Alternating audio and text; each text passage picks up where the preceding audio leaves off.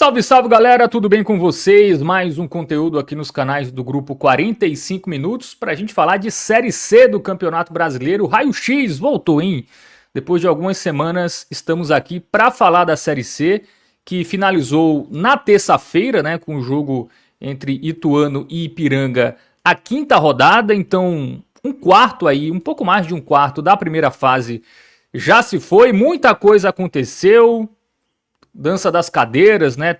O líder perdeu o técnico, o Santa Cruz contratou, Botafogo da Paraíba também mudando de técnico, enfim, muitas movimentações aí nessa Série C. Vamos analisar a partir de agora. Eu sou o Fábio Hermano, já estou aqui com Arthur Silva e Gabriel Itajara. Direção e trabalhos técnicos é de Gabriel Costa.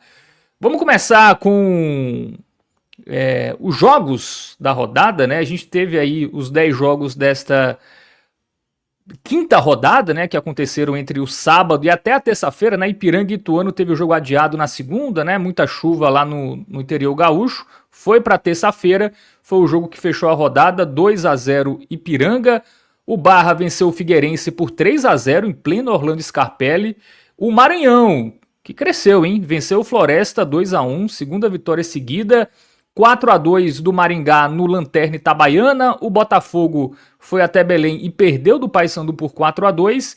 Também tivemos empates entre Amazonas e Caxias, né? O Amazonas que estava 100% perdeu aí os 100% nessa partida.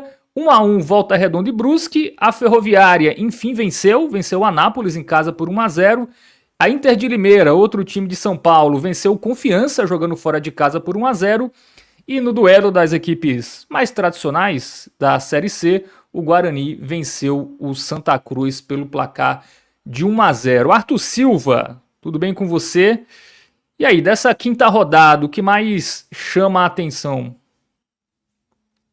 Fábio, eu acho que essa quinta rodada reservava ali dois duelos bem significativos entre o grupo ali, vamos supor, de equipes protagonistas, né, dessa Série C, até baseado nas previsões que a gente tem ali diante do campeonato, baseado também na tradição, na história das equipes. Dá para a gente falar que Paysandu, Botafogo, Guarani e Santa estão no grupo, não só eles, mas estão no grupo ali dos protagonistas dessa competição. E aí você teve dois jogos bem importantes, né, aconteceram nessa rodada. E eu acho que o Paysandu e Botafogo não tem como não ser o jogo destaque dessa quinta rodada, porque primeiramente, isso que eu já falei, né, ser um duelo entre dois protagonistas da divisão, por mais que o Botafogo esteja claudicante nesse começo, mas é uma equipe que a gente aposta que vai brigar na parte de cima da competição, e porque você teve um placar de 4-2, né? O outro jogo, por exemplo, que eu citei aqui que poderia duelar, que é o Guarani e Santa, foi um jogo que dentro do estádio, eu estava lá no Brinco de Ouro da Princesa, e eu estava comentando com o pessoal, disse, rapaz, quem está assistindo esse jogo na TV, eu desejo boa sorte, porque que joguinho ruim de assistir, viu? No estádio estava complicado, imagina na TV. Por outro lado, o Paysandu e Botafogo, 4-2, um jogo que anima, diverte todo mundo que está assistindo, desde que não seja o torcedor do Botafogo, no caso, né? É. Ou talvez o torcedor que estava secando ali o Paysandu, então um jogo também atípico, né? O Botafogo rapidamente faz 2-0, mas depois leva 4 gols. Tinha também um componente da estreia de Marcelo Fernandes pelo Botafogo, então um jogo recheado ali de pontos importantes, não tem como não ser o destaque dessa quinta rodada da competição. Para você, Gabriel. Vamos lá, eu iria também nesse caminho do jogo do Botafogo, né? Principalmente para essa abertura do 2-0, inclusive o Giovani fazendo gol, né? Ele que eu venho acompanhando, eu acho que é um dos jogadores interessantes do Botafogo, mas que não vinha jogando, né? Não vinha aproveitando, aproveitou o espaço dado pelo Nenê, que ficou lesionado. Mas eu acho que também me chama atenção e eu fico interessado no movimento da Ferroviária ganhando do Anápolis, primeira derrota do Evaristo Pisa, e a Ferroviária é um time que desceu da segunda divisão, é um clube de empresários, né, tem sempre alguns investimentos, a gente nunca sabe, esses clubes de empresário é muito 880, né, sempre mas clubes paulistas com grandes investimentos estão sempre ali para a gente ficar de olho. Então essa primeira vitória da Ferroviária me chama atenção, porque pode ser, além de que, né, eles voltaram agora a ter atenção na Série C, né, alguns clubes paulistas aí nesse momento estavam dividindo a atenção com o Série A2, então nesse momento a Ferroviária aí consegue a primeira vitória na Série C contra o Anápolis. É um time para a gente ficar de olho, porque pode subir na tabela, como eu falei, vem da segunda divisão, tem investimento, apesar de não parecer um time forte, mas eu fico sempre de olho aí. Esses paulistas podem sempre incrementar, principalmente quando chegar a janela, onde a gente tem que ficar bastante de olho aí nos adversários do G8. Acho que o Ferroviária é um para ficar de olho, que está lá de baixo. Um jogo que eu destaco é a derrota do Confiança, né? Que esboçou uma reação contra o Santa, jogou em casa contra a Inter de Limeira e perdeu, né? Então acho que para mim foi um resultado surpreendente. Eu esperava que o Confiança agora fosse dar uma crescida na competição, não foi o que aconteceu. Então acho que foi uma derrota para mim surpreendente. E eu acho que o Maranhão venceu o Floresta fora, apesar que no papel, né, parecem times muito similares, mas no desempenho até aqui o Floresta vinha sendo muito mais competitivo, né? E o Maranhão conseguiu a sua vitória, a sua segunda vitória seguida, e times que venceram fora de casa, né? Times que não eram favoritos e conseguiram pontos improváveis, Arthur. Exatamente. No caso do Maranhão, tem um componente aqui que o torcedor do Santa Cruz, que acompanhou bem essa partida, em grande parte, porque o Santa tinha a especulação da chegada de Gerson Testoni, né? E é o segundo jogo de Gerson Testoni no comando do Maranhão pela Série C, segunda vitória, né? O Maranhão que a gente chegou a colocar como a equipe mais frágil da competição, favorito ali ao descenso, tanta gente colocou isso no nosso, esqueci o nome, a classificação que a gente fez ali, né? Tier list. Tier list. Eu ia falar Power Ranking, mas não é exatamente isso. A tier list que a gente fez ali no começo, o Maranhão ficou como a equipe mais frágil e realmente era uma expectativa na competição. Começou de fato muito mal, mesmo tendo conseguido aquele pontinho ali com o Guarani, que foi de certa forma surpreendente, mas vem numa recuperação com o Gerson Testoni e hoje, a gente vai ver depois na classificação, já está mais próximo do G8, óbvio. Ainda eu acho que é uma configuração de momento, não imagino que essa vai ser a briga do Maranhão, mas conseguiu aí 2 vitórias importantes. Esses jogos de confronto direto, né? Pegou primeiro o Volta Redonda, pegou agora o Floresta, que estava bem posicionado na tabela, mas a gente sempre imagina o Floresta como uma equipe que, inicialmente na Série C, entra para tentar a sua manutenção. Então, realmente chama atenção, e me chamou a atenção também a derrota pesada do Figueirense, tá? Porque aí, fazendo já esse link com mudança de comando, é uma Série C que a gente já teve várias mudanças de comando, tá? Se a gente for citar aqui, a gente já teve o Figueirense trocando o comando do Márcio Zanardi pelo Raul Cabral. A gente teve o Maranhão fazendo essa troca do Marcinho Guerreiro para o Gerson Testoni. A gente teve o Botafogo fazendo a troca de Lisca por Marcelo Fernandes. O Amazonas, a gente vai falar agora dessa troca forçada, vai deixar mais para o final aqui do programa. A gente teve o Volta Redonda, né, tendo a troca ali do Inha de Mátia. Não vou lembrar quem é o Volta Redonda. O Volta Redonda, salvo engano, ele pegou é um técnico do Sub-20 do Inter, não foi? Que ele foi buscar, eu acho que é algo assim que o Volta Redonda fez de movimento, já a gente confirma o nome. O Anápolis, né, que fez a troca do Ângelo pelo Evaristo Pisa. A Inter de Limeira, não sei se foi durante a competição antes que chegou o Matheus Costa, mas dá para a gente considerar como uma contratação ali, pensando na Série C, e aí até casando com o que você falou, Fábio, Matheus Costa, que sempre para mim é um técnico que não entrega um super trabalho, mas por uma ambição que a Inter de Limeira tem nessa competição, que é ter um campeonato seguro, eu acho que ele vai conseguir entregar isso para a Inter de Limeira e já está fazendo, né? É um cara que consegue dar segurança ali no trabalho, você não sofrer muito, muitas vezes aquele futebol zero vistoso, mas que vai ter sua certa eficiência para conseguir somar uns pontinhos. E a gente tem o Santa agora, que teve a demissão de Claudinei Oliveira, a gente também vai falar mais um pouco depois da mudança. Mas o que eu estava falando do Figueirense é que o Figueirense ele já vive uma situação de que teve a mudança, e eu já vejo nas redes sociais torcedores criticando a mudança no sentido de que não deu certo, vai ter que mudar de novo, Raul Cabral não é o técnico que a gente precisava, não tem o estofo que a gente precisa para uma situação como essa, precisava ter vindo um cara, sabe, com conhecimento maior, mas não um conhecimento maior, eu quero dizer um histórico maior, ter mais lastro, de fato, para um momento difícil, com o Figueirense que a gente sabe da temporada dificílima que vem enfrentando até agora, e você pega um Barra dentro de casa, leva 3-0, assim, pesada a derrota, né? Por mais que você tenha um Botafogo também, que Marcelo Fernandes não começou bem, mas o Figueirense já é um Raul que está um pouco mais de tempo, por mais que ele tenha conseguido até uma vitória na estreia, né? Então, já começa a ter pedidos do Figueirense de uma nova mudança. O Figueirense já passou da fase daquele casamento perfeito começando e já está nos questionamentos. E, por outro lado, um Barra que precisava responder.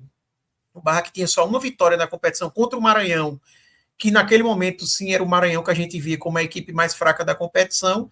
Depois disso, até conseguiu um empate bom ali com o Paysandu, mas depois um pouco claudicante, dá uma resposta interessante aí o Barra, esse 3-0 fora de casa. Eu diria que o Barra e o Guarani, Fábio, eram duas equipes que precisavam responder nessa rodada. Das que conseguiram a resposta, né? Tinham mais que precisavam. O Santa precisava, o Botafogo, mas estou dizendo assim, de quem conseguiu dar esse respiro, essa aliviada, o Barra e o Guarani foram as equipes que conseguiram isso. O Guarani, não tanto com desempenho, mas conseguiu os 3 pontinhos ali importantes e manteve a invencibilidade, né? Aquela. Quando você está com invencibilidade assim, quando você empata, vai para o prisma negativo. Quando você vence, você acaba trazendo o prisma positivo dessa invencibilidade. Pois é, falando sobre troca de treinador ainda, né? Teve o Ipiranga, né? Que o Raul Cabral era do Ipiranga, que foi pro Figueirense.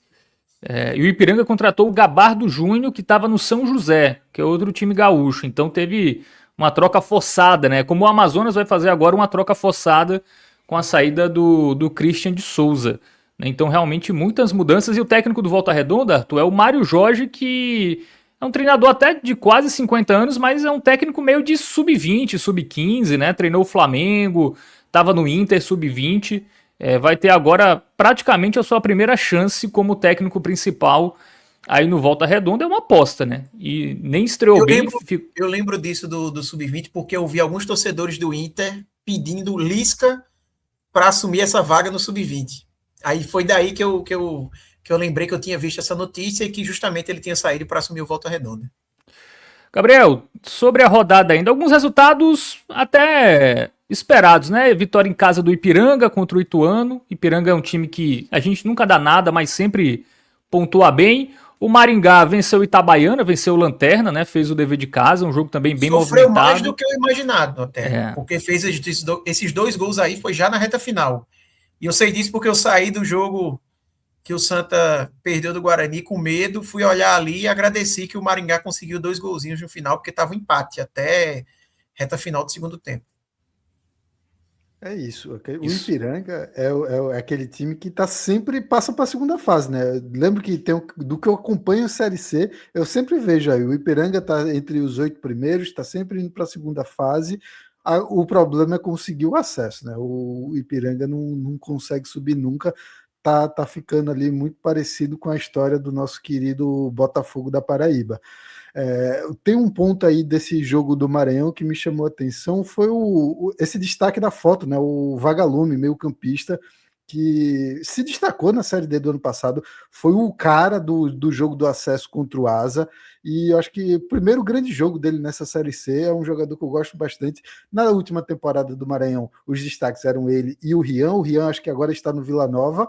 O Vagalume aí pode ser aí que, se ele engrenar e aparecer um bom futebol dele, o Maranhão consiga ter uma jornada um pouco mais tranquila nessa Série C. Eu estou de olho nesse movimento aí desse time do Maranhão. Muito bem, vamos para a classificação? Vamos dar uma olhadinha aí nas posições, né? A gente tem um slide só para falar do G8, tá? Daqui a pouco. Mas, Arthur, a gente já vê aí alguns times abrindo uma certa gordura, né? Amazonas, Paysandu, Brusque, né, já abrem ali uma certa distância.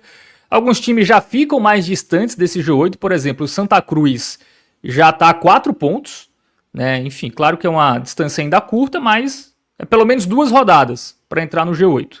Né? Volta Redonda ali, Figueirense, Confiança, os times que estão na parte de baixo e os que cairiam hoje, Anápolis e Itabaiana. Nesse recorte de momento, o que mais surpreende é o Santa Cruz lá embaixo mesmo? Não acho que o Santa Cruz lá embaixo, tá, Fábio? Assim, se eu fizesse uma análise antes do campeonato, eu era aquela visão mais pessimista. Eu até fui contra ali quando a gente fez a tier list de colocar o Santa Cruz como um grande favoritismo. Eu acho que precisava se provar em campo. Talvez se a gente olhar o recorte do Santa Cruz após as 2 primeiras rodadas, aí sim, se criou uma esperança ali, principalmente depois do desempenho ali contra o Floresta, né, que a equipe poderia brigar melhor, e aí o Santa só fez perder de lá para cá. Eu acho que me surpreende aqui o Maranhão com 7 pontos. Eu não imaginava de forma alguma o Maranhão tendo 7 pontos nesse momento. A Inter de Limeira, talvez num grau menor, mas também não era uma equipe que eu colocava tantas fichas, tá? E aí eu estou fazendo na ordem aqui de baixo para cima. O Botafogo também eu imaginava mais, pelo menos nessa largada, né? Eu acho que o efeito Lisca ele durou muito pouco, começou muito rapidamente a ter os problemas. Eu imaginei que o Botafogo ainda ia surfar uma onda um pouco mais longa com Lisca, até porque ele tinha acabado de conseguir o título paraibano, enfim, vivia um momento mais tranquilo, né, em tese, pelo menos dentro de campo. Acabou não conseguindo. Mas quando eu olho a parte de cima, me surpreende, sobretudo o Amazonas. Eu acho que o Amazonas é, para mim, a maior surpresa do campeonato até aqui. Não imaginava de forma alguma esse Amazonas com 13 pontos após 5 rodadas. Eu acho que nem o torcedor mais otimista do Amazonas esperava isso. Tá? O Amazonas é uma equipe que tem sérios problemas financeiros, uma equipe que não vem fazendo uma boa temporada, né? Sofreu o rebaixamento ano passado, mas não é aquela equipe que você olhava e disse, caiu e vai fazer o bate-volta. Tem outros rebaixados, como por exemplo o Paysandu, que tem muito mais essa cara do que o Amazonas. O começo de competição ali chamou muito a atenção. A gente até já falava, né, quando era uma liderança mais dividida ali entre Amazonas, eu me lembro que teve o último Real X, a gente estava falando entre Amazonas, Barra e Botafogo, eu acho, não, era Amazonas, Maringá e Botafogo, e eu já falava que o Amazonas era, dos três, o que eu menos colocava fé. Andaram-se algumas rodadas, o Botafogo foi mais para baixo, o Maringá oscilou um pouco, e o Amazonas seguiu firme e forte e segue me surpreendendo, tá? Então, disparadamente seria a minha surpresa. O Ipiranga me surpreende um pouco também, não muito, porque o Ipiranga, como vocês falaram, é uma equipe que já está habituada com a Série C, a gente sempre vê o Ipiranga orbitando aí essa disputa, mas o Ipiranga nos últimos anos, eu tenho a sensação que ele sempre orbita, mas perde força e ele não vem conseguindo nem ir mais para o quadrangular final. Ele normalmente briga e fica ali 11º, nono, sabe? Ele não vem conseguindo nos últimos 2 anos, pelo menos, eu não me lembro do Ipiranga passando para o quadrangular final. Não é, então, uma surpresa ele começar bem, porque é uma equipe que tem isso, mas, assim, perdeu o técnico. Esse jogo contra o Ituano, por exemplo, eu não imaginava que eles iam conseguir se sobressair tanto assim, tá? As equipes do interior de São Paulo agora voltando suas atenções à Série C, pensei que seria um jogo um pouco mais complicado, achei uma vitória bem importante ali do Ipiranga. Então, eu acho que é isso. O Confiança também me surpreende, tá? Esqueci de citar. Eu acho que Confiança... Negativamente, né? Exatamente. Não imaginava o Confiança tão mal assim de largada com 3 pontos. Me chama a atenção. Para você, Gabriel, tem essa classificação aí na parte de cima e na parte de baixo, o que chama mais atenção? Vamos lá, na parte de baixo eu vou, diferente de Arthur, eu entro com Santa Cruz, porque apesar de não me surpreender, estar desse lado direito da tabela que a gente está vendo, me surpreende a quantidade de pontos e essa sequência de 3 derrotas, porque nessa sequência de 5 jogos a gente teve nos 2 em casa, um deles foi contra o Amazonas, e na nossa perspectiva, antes de começar o campeonato, um desses jogos em casa era contra o Amazonas e a gente não imaginava nunca que o Amazonas ia conseguir uma vitória do Santa Cruz na Arena de Pernambuco, e ainda mais com um público bom que teve, isso aí chama atenção.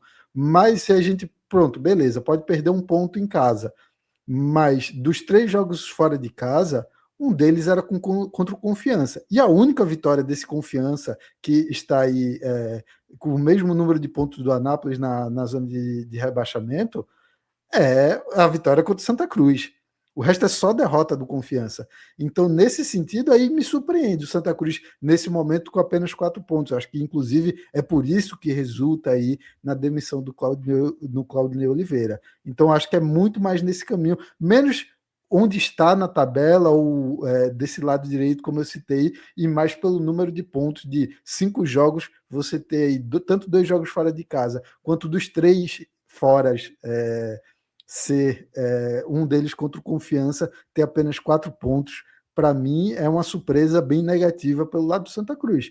E aí, para o lado de cima, não tem muito por onde fugir, né? Eu acho que o Amazonas acaba sendo a surpresa, ninguém estava dando nada, tanto pela equipe que a gente conhece, pela temporada eles não conseguiram ser campeões estaduais, pelo técnico, que também é um caso à parte, né? O cara veio de um momento ali no Joinville, a gente vai falar mais disso, só que tudo isso acaba colocando, quando a gente vê, tá aí, o Amazonas aí com 4 vitórias, um empate, invicto nesse momento da competição, convivendo com salários atrasados, convivendo com vários problemas, não tem como não observar com surpresa a excelente campanha que faz o Amazonas.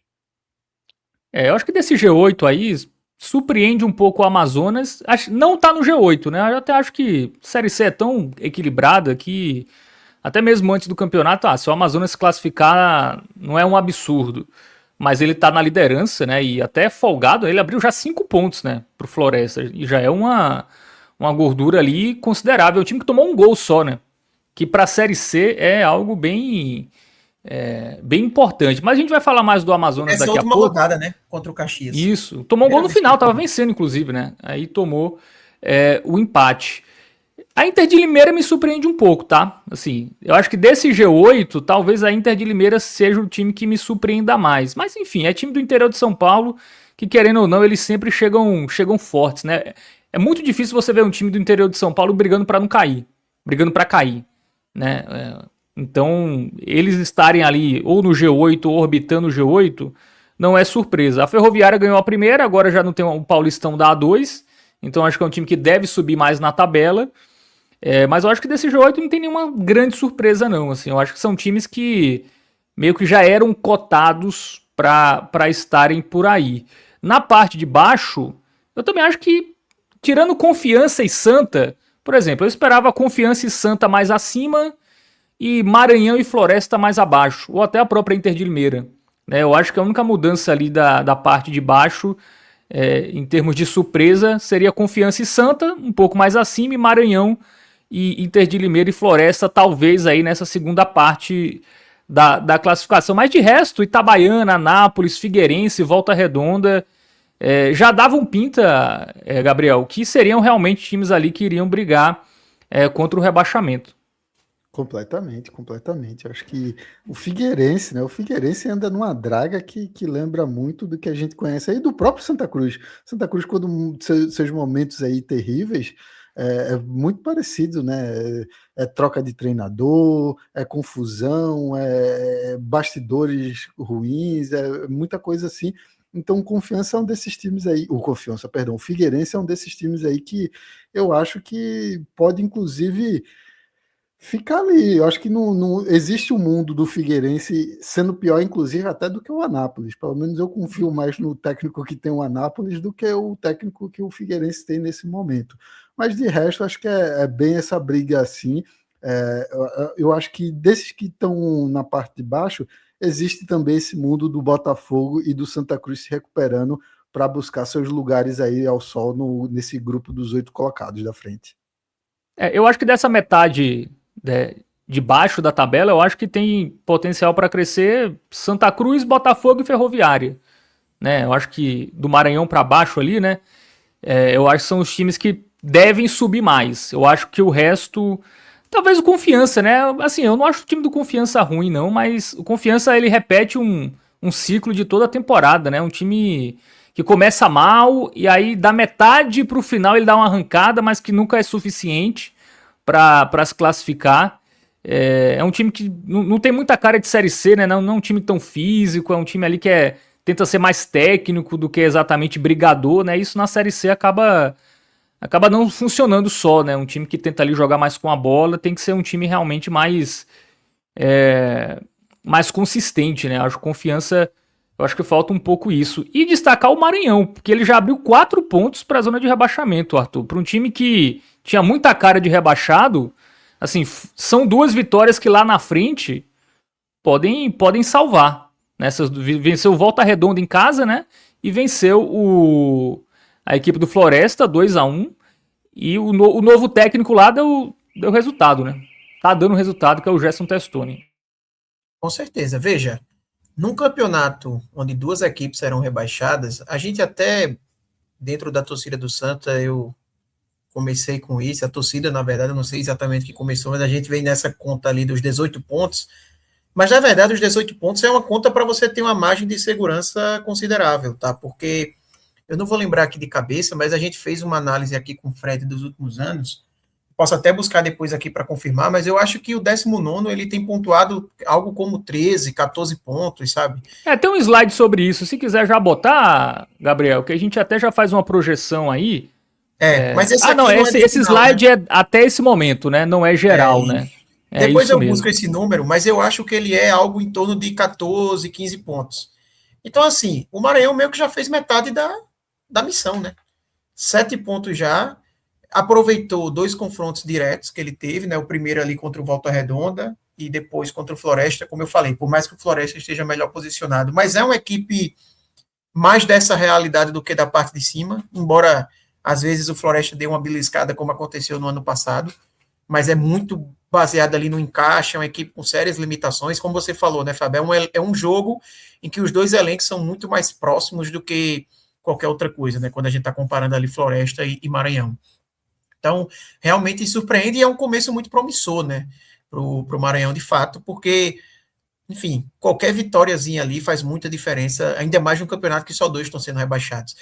Gabriel me convenceu ali, eu realmente olhei muito a classificação, pouca pontuação. Eu acho que se o Santa tivesse pelo menos 6 pontos, talvez estivesse mais próximo ali do que eu imaginava, 7. 4 pontos, de fato, é muito baixa essa pontuação do Santa. E é um ponto até que eu queria destacar, Fábio, porque o torcedor do Santa fala muito da questão da tabela. E, de fato, o Santa teve uma tabela no começo que ela era ingrata pelo ponto de vista de que dos 6 primeiros jogos, são 4 em casa. São 4 fora, perdão, só 2 em casa. Mas eu estava até conversando com torcedores que estavam lá em Campinas, né, de que, veja, o Santa Cruz vai começar a pegar a parte ruim dessa tabela do começo agora, quando ele pegou o Guarani. Porque antes do jogo contra o Guarani, o Santa Cruz tinha 4 jogos, 2 em casa, 2 fora, e não tinha saído do Nordeste.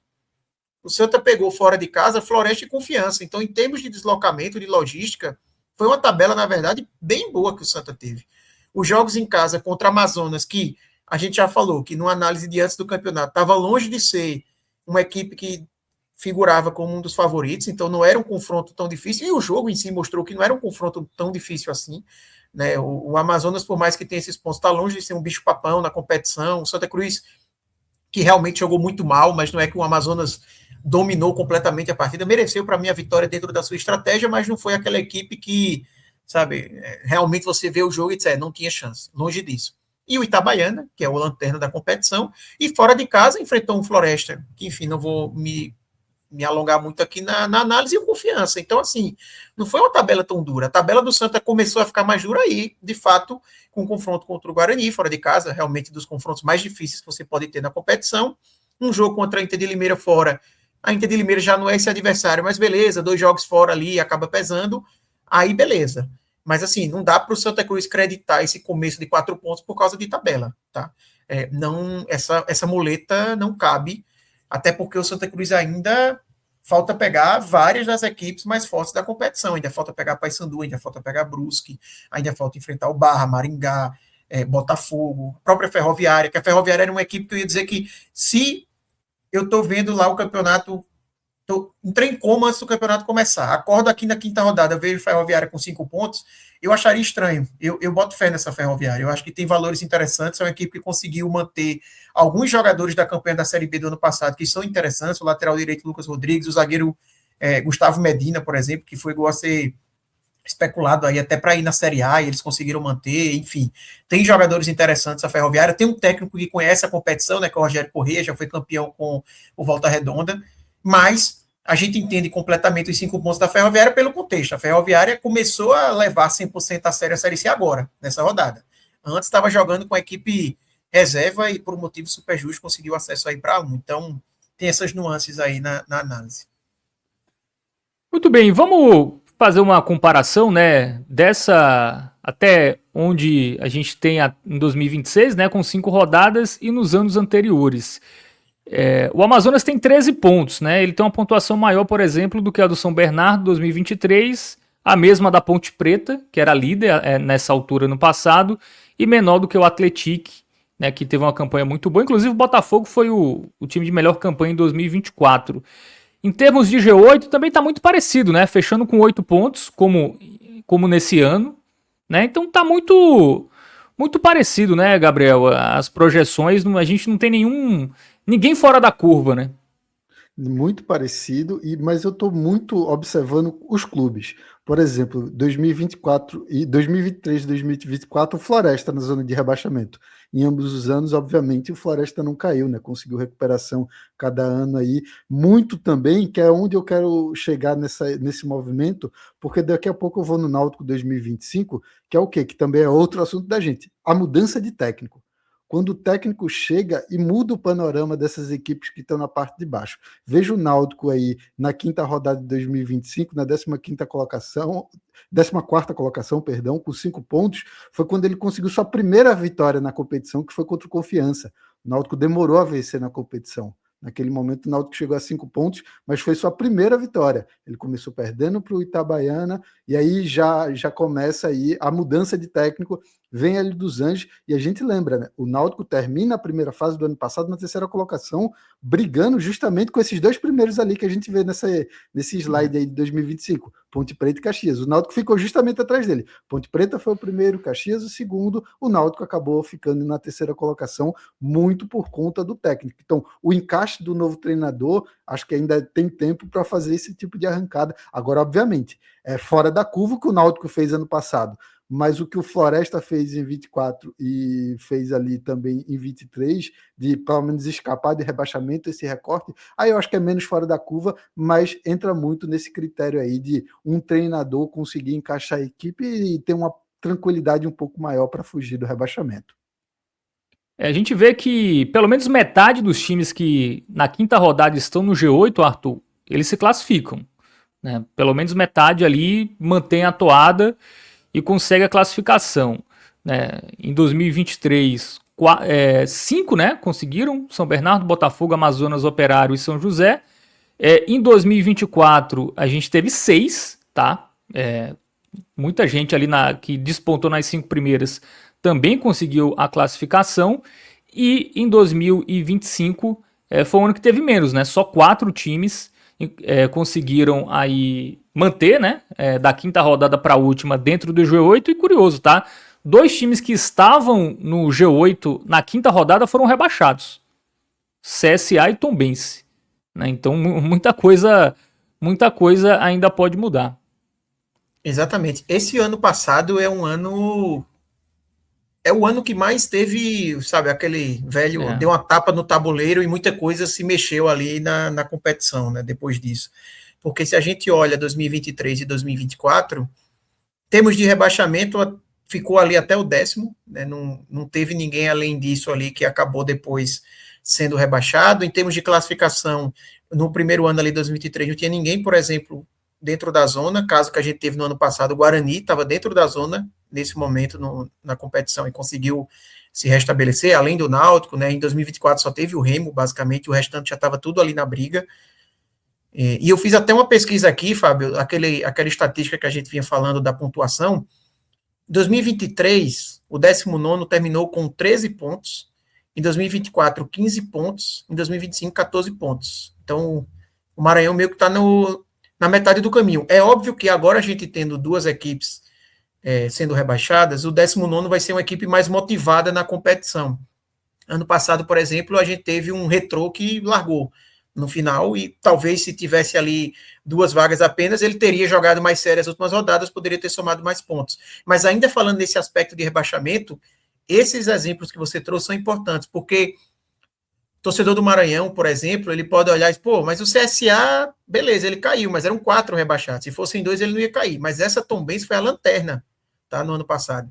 Tinha 8 pontos e fez só mais 6 no campeonato, acabou caindo com 14 pontos na lanterna. Então, existe um caso que faz aí o torcedor se agarrar de que, mesmo que ano passado fossem 2 rebaixados, a Tombense seria rebaixada e gera esse histórico negativo, vamos dizer aí, para o Maranhão. Falando em termos de classificação, tem muita coisa ainda para rolar, né, Fábio? A gente sempre fala que a Série C é o campeonato que o regulamento ele é mais acessível em termos de acesso, justamente pela oportunidade que ele dá de recuperação. Por mais que seja um campeonato de tiro curto, né, de 19 rodadas, a metade, quando a gente compara ali com as 38 rodadas habituais da Série B e Série A, Mas você, com 2 vitórias aqui, você muda completamente sua perspectiva dentro do campeonato. E não nesse momento. Nesse momento é meio óbvio que 2 vitórias vai mudar a sua perspectiva, porque 2 vitórias é meio que quase que metade da pontuação que você disputou até o momento. Então, é óbvio que vai significar muito.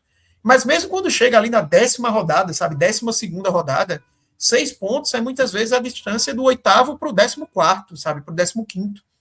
Então, realmente, é a diferença entre você estar na disputa da parte de cima e a disputa da parte de baixo. Então, tempo tem para as equipes que estão na segunda página da competição. Quando a gente fez a análise ali da classificação e você até chegou a falar, né, Fábio? Eu vejo aqui 3 equipes que podem subir um pouco mais de patamar e tudo mais. É muito mais a gente avaliando o potencial da equipe do que a questão matemática. Matematicamente, Sim. até o Itabaiana, ele tem como se recuperar e conseguir o acesso, não seria nenhuma loucura. Um ponto importante que a gente vai ver nessa temporada, e a gente vai ter que dar uma observada como é que vai funcionar, é essa questão da janela. Porque nesses anos anteriores, a gente não tinha essa limitação da janela. Então, essas equipes que se recuperaram, a gente falou do aspecto do técnico, né? Falou de Hélio dos Anjos, o Guarani fez a troca depois vindo o Matheus Costa, o Remo, a gente tem aquela recuperação ali em 2024, que depois chega Rodrigo Santana, né? Que acaba fazendo o acesso com o Remo. Mas, além da mudança de técnico, nesses momentos aí também teve contratação. O Náutico, eu não sei se Vinícius já tinha chegado, por exemplo, mas foi uma contratação que chegou durante a Série C e, obviamente, é um jogador Tinha assim. chegado. Ele não conseguiu ser inscrito a tempo no Pernambucano, mas ele chegou ainda durante o Pernambucano. Ah, tá. Mas, enfim, existe. A janela estar aberta, tinha muita equipe se reforçando, e também por um aspecto que acontecia, que é o que está acontecendo, a gente está vendo muito agora na Série D. O Santa Cruz, por exemplo, perdeu 2 jogadores para a Série D, porque a Série D virou o que a Série C era até o ano passado, que era o escoamento de jogadores. Fechava a Série A, a Série B, o cara que não conseguia encontrar clube na Série A, Série B, ele obrigatoriamente tinha que ir para a Série C ou ficar 2, 3 meses parado. Então, tinha muito jogador que chegava na Série C nesse momento agora, justamente porque para ele era a opção que tinha. Ou então, esse caso, como eu falei, do Santa Cruz, se bem que nem foi isso o caso do Santa Cruz, mas às vezes assim, o cara está na Série B, mas não tem muito espaço, aí ele obrigatoriamente vai ter que ir para uma Série C, porque ele não vai conseguir outro na Série B. Então, acabava sendo um mercado muito ativo, né, muito quente, o da Série C, por ser a única janela aberta ali. Então, eu acho que isso pode até vir a diminuir um pouco essas reações na competição, porque a janela, quando for abrir de novo na Série C, assim, é ajuste fino. É muito mais uma equipe que já está classificada, tentando fortalecer para a próxima fase, do que alguém dando o sprint final, porque você vai fazer uma contratação que pode jogar 3 jogos, 2 jogos. É mais ou menos isso que pode acontecer. A janela abre no dia 20 de julho, né? A gente vai estar na 15ª rodada, então seriam 4 jogos, né? Exatamente. Faz muito, assim, óbvio que as equipes vão contratar, mas eu acho que em volume maior deve acontecer de, por exemplo, você tem um Amazonas, que eu vou dar o exemplo que é a equipe que está na liderança já está ali matematicamente classificada. Aí faz sentido, o cara já traz ali uns 4 ou 5, eu sei que vou para o quadrangular, mas quem está no limiar, talvez fique naquela, né? Pô, o quanto vale a pena eu colocar aqui a mais sem ter garantia, vai segurar talvez um pouco a questão financeira, enfim. Vai ser um momento também que a Série C não vai ter isso que eu falei, de não estar disputando, porque vai abrir de volta a Série A e Série B, e aí na Série A e Série B ainda tem muita competição para frente, o mercado vai estar bem aquecido, as equipes tem time que vai perder, inclusive, jogadores. né, jogador. Exatamente. Exatamente, ainda tem isso, né? Então, eu estou curioso para ver como vai ser esse movimento. Se a gente vai ter tantas equipes conseguindo reagir como a gente viu nos anos anteriores. Bom, a gente tem outro slide aqui para a gente ainda continuar falando do G8. E aí eu vou perguntar a vocês, começando por você, Gabriel. A gente viu aí que estatisticamente de 4 a 6 equipes se mantém no G8, né, da 5ª rodada até o final. Como o Arthur falou, né, como eles vão ter até menor margem de mudança de jogadores, de elenco, né, até mais fácil, tá mais fácil eles perderem para times de Série D do que exatamente trazerem reforços. Vamos colocar a média de 4 times que se mantêm no G8, né, da 5ª rodada até a última rodada da primeira fase. Quem são os que parecem mais confiáveis em manter a campanha? Para mim, é Paysandu, Brusque, Ipiranga e Guarani. Acho que o Guarani, menos pelo histórico, né, ele ainda não está 100% adaptado na própria Série C, e também nesse ano ele chegou nesse G8 muito por um acaso, assim, acaso mesmo, né? O William Farias estava na área onde ele mesmo disse que não deveria estar, na hora que fez o gol contra o Santa Cruz. Então o volante do Guarani que fez o gol, que bota o Guarani em sexto, falou, eu não devia nem estar ali. Então é um pouco por acaso que nesse momento o Guarani está, mas é um time forte, é um time com um dos maiores investimentos da competição. Esses outros aí que eu não citei, eu acho que é muito o Maringá, eu acho que pouco confiável, o Barra tem muita estrutura, mas pouca camisa, Inter de Limeira a gente já falou tanto, é uma das equipes que a gente imaginou, e o próprio Amazonas aí, com tanta coisa conturbada fora de campo, é, dá pouca garantia para a gente que vai conseguir uma campanha tão boa quanto a dessas primeiras 5 rodadas. Então, para mim é isso: Paysandu, Brusque, o Paysandu e Brusque tem um histórico excelente, né, na competição, e aí entra o Ipiranga também, obviamente, também histórico na competição, e o Guarani por força de camisa e investimento. Para você, Arthur.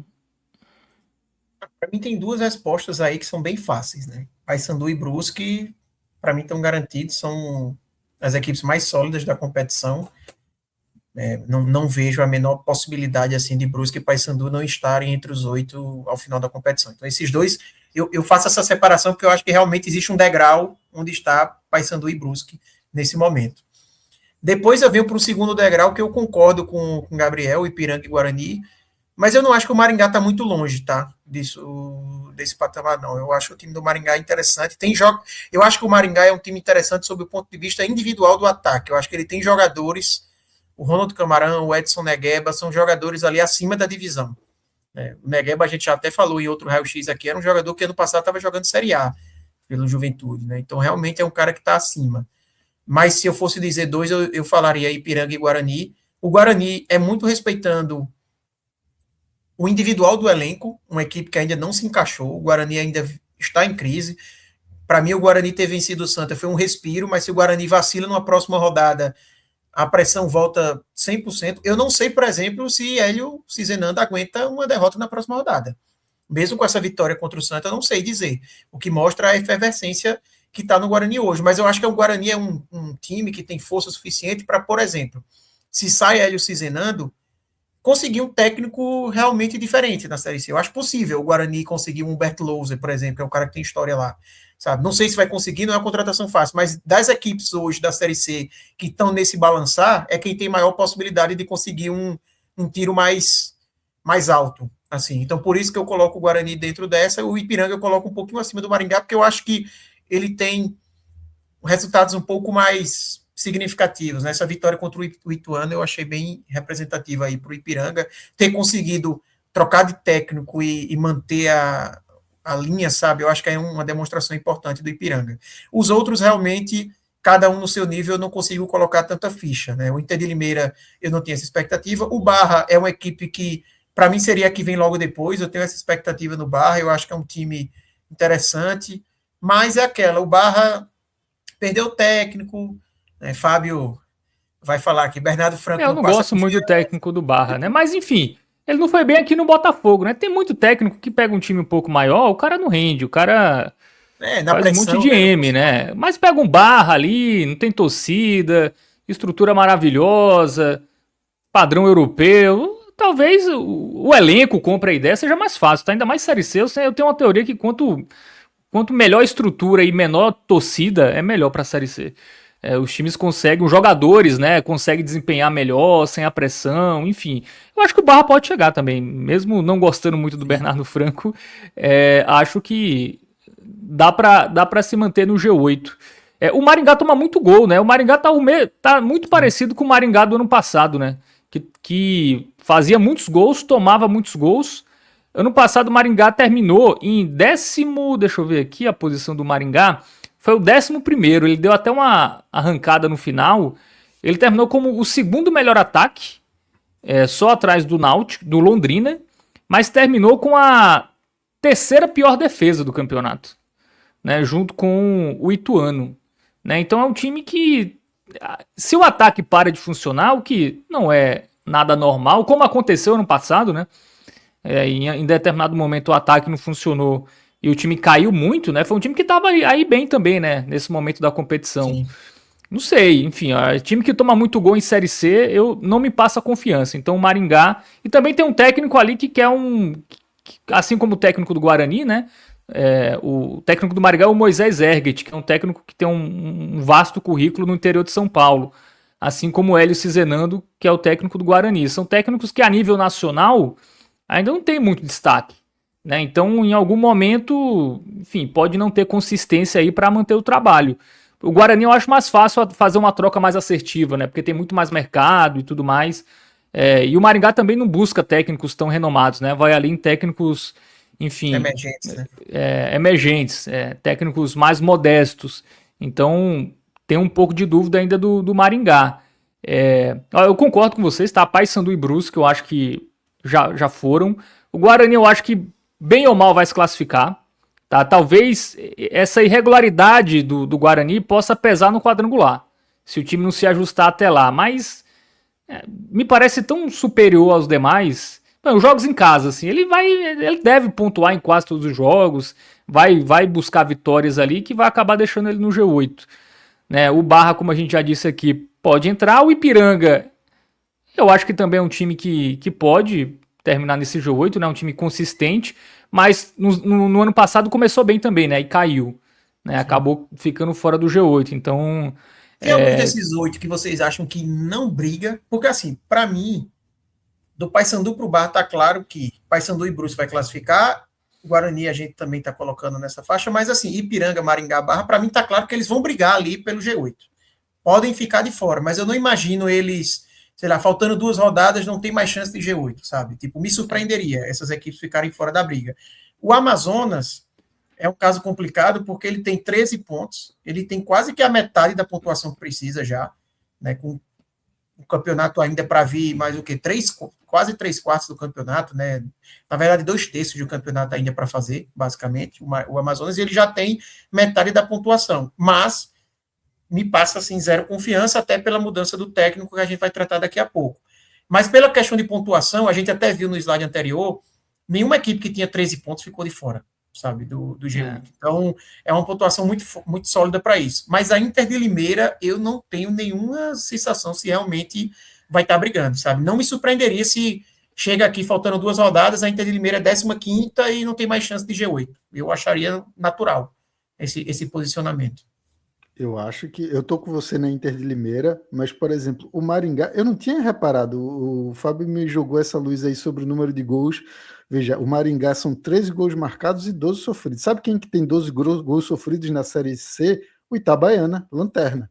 Então você sofreu o mesmo número de gols de Lanterna, é algo aí de se chamar a atenção. Como o Fábio, para mim, foi certeiro. Uma hora, se o ataque parar de funcionar, ou até esses mesmos jogadores que Arthur falou, que são acima do nível da Série C, receberem propostas e acabarem saindo, isso pode pesar. É um negócio que pode pesar para derrubar eles aí nessa classificação. E são caras que têm mercado na B, né?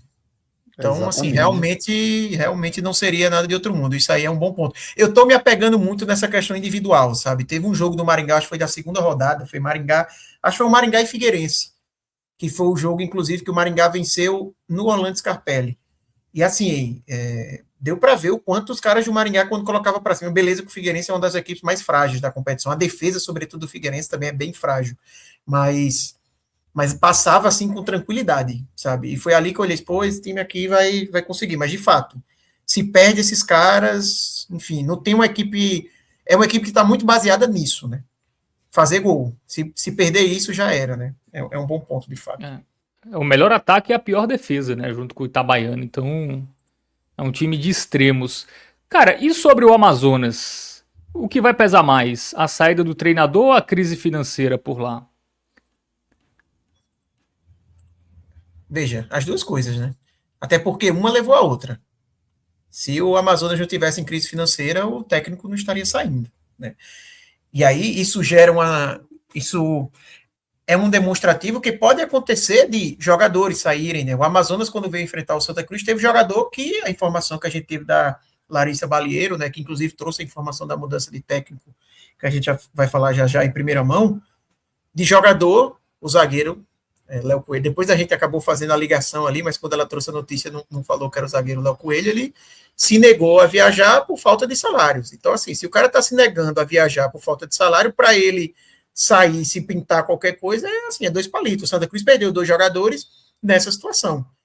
Provavelmente os caras do Amazonas que estão ficando, grande parte, é porque não chegou uma proposta atrativa. Se chegar e o cara ficando na liderança, eu imagino que está se destacando, pode chamar a atenção, vai sair, sabe? Além da questão toda do cenário, né? Ficar complicado, convencer um novo técnico a chegar. Na verdade, o Amazonas, eu acho que o Amazonas ele tem que aproveitar a onda positiva e tentar arrumar um técnico para ontem, assim, porque se ele começa a perder jogos aí, se torna cada vez menos atrativo, mais difícil dele convencer alguém para ir.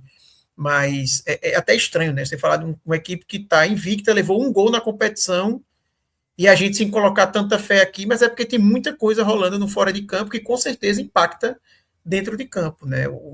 Não tem como a gente fugir disso. Então, como eu falei, a pontuação para mim vai fazer com que o Amazonas dispute com toda certeza o G8, porque assim, para ele não disputar, ele teria que realmente parar de pontuar na competição. Se ele daqui para o final ele somar mais 2 vitórias, a gente já vai estar falando aí de 20 pontos, o cara que fez 20 pontos em determinado momento do campeonato, ele vai estar próximo ali. Ele vai estar em alguma hora perto, né? Sem falar que ele pode empatar outros jogos, enfim. Mas a crise que ele tem também não é loucura a gente imaginar que some só os 6 pontos que a gente comentou ali do Tombense e pare nisso, né? E não seria loucura falar em algo nesse sentido. E aí, Gabriel? Eu acho que é por esse caminho. Eu já não vejo mais, assim, independente. Eu não vejo o Amazonas entre os 4 primeiros. Ponto. Já vejo assim, que eu vejo tanto o Paysandu quanto o Brusque, equipes mais equilibradas a ponto de serem aí os primeiros, os disputas aí das primeiras colocações. O Guarani, se uma hora der o clique, é esse o time aí que eu imagino ter movimentos parecidos com o Náutico do ano passado, de partidas invictas, partidas sem tomar gols, mas aí, obviamente, depende de toda uma movimentação, tanto do clique dentro do time, quanto da movimentação do treinador, né? A gente ainda não... Uma coisa que a gente não tem nesse momento é que o Hélio Cizenando é o técnico ideal para esse time do Guarani, esse forte time do Guarani, que a gente sabe aí que com alguns jogadores aí a nível de Série B, inclusive. Então, eu acho que o Amazonas vai cair. O Arthur foi muito bem, né?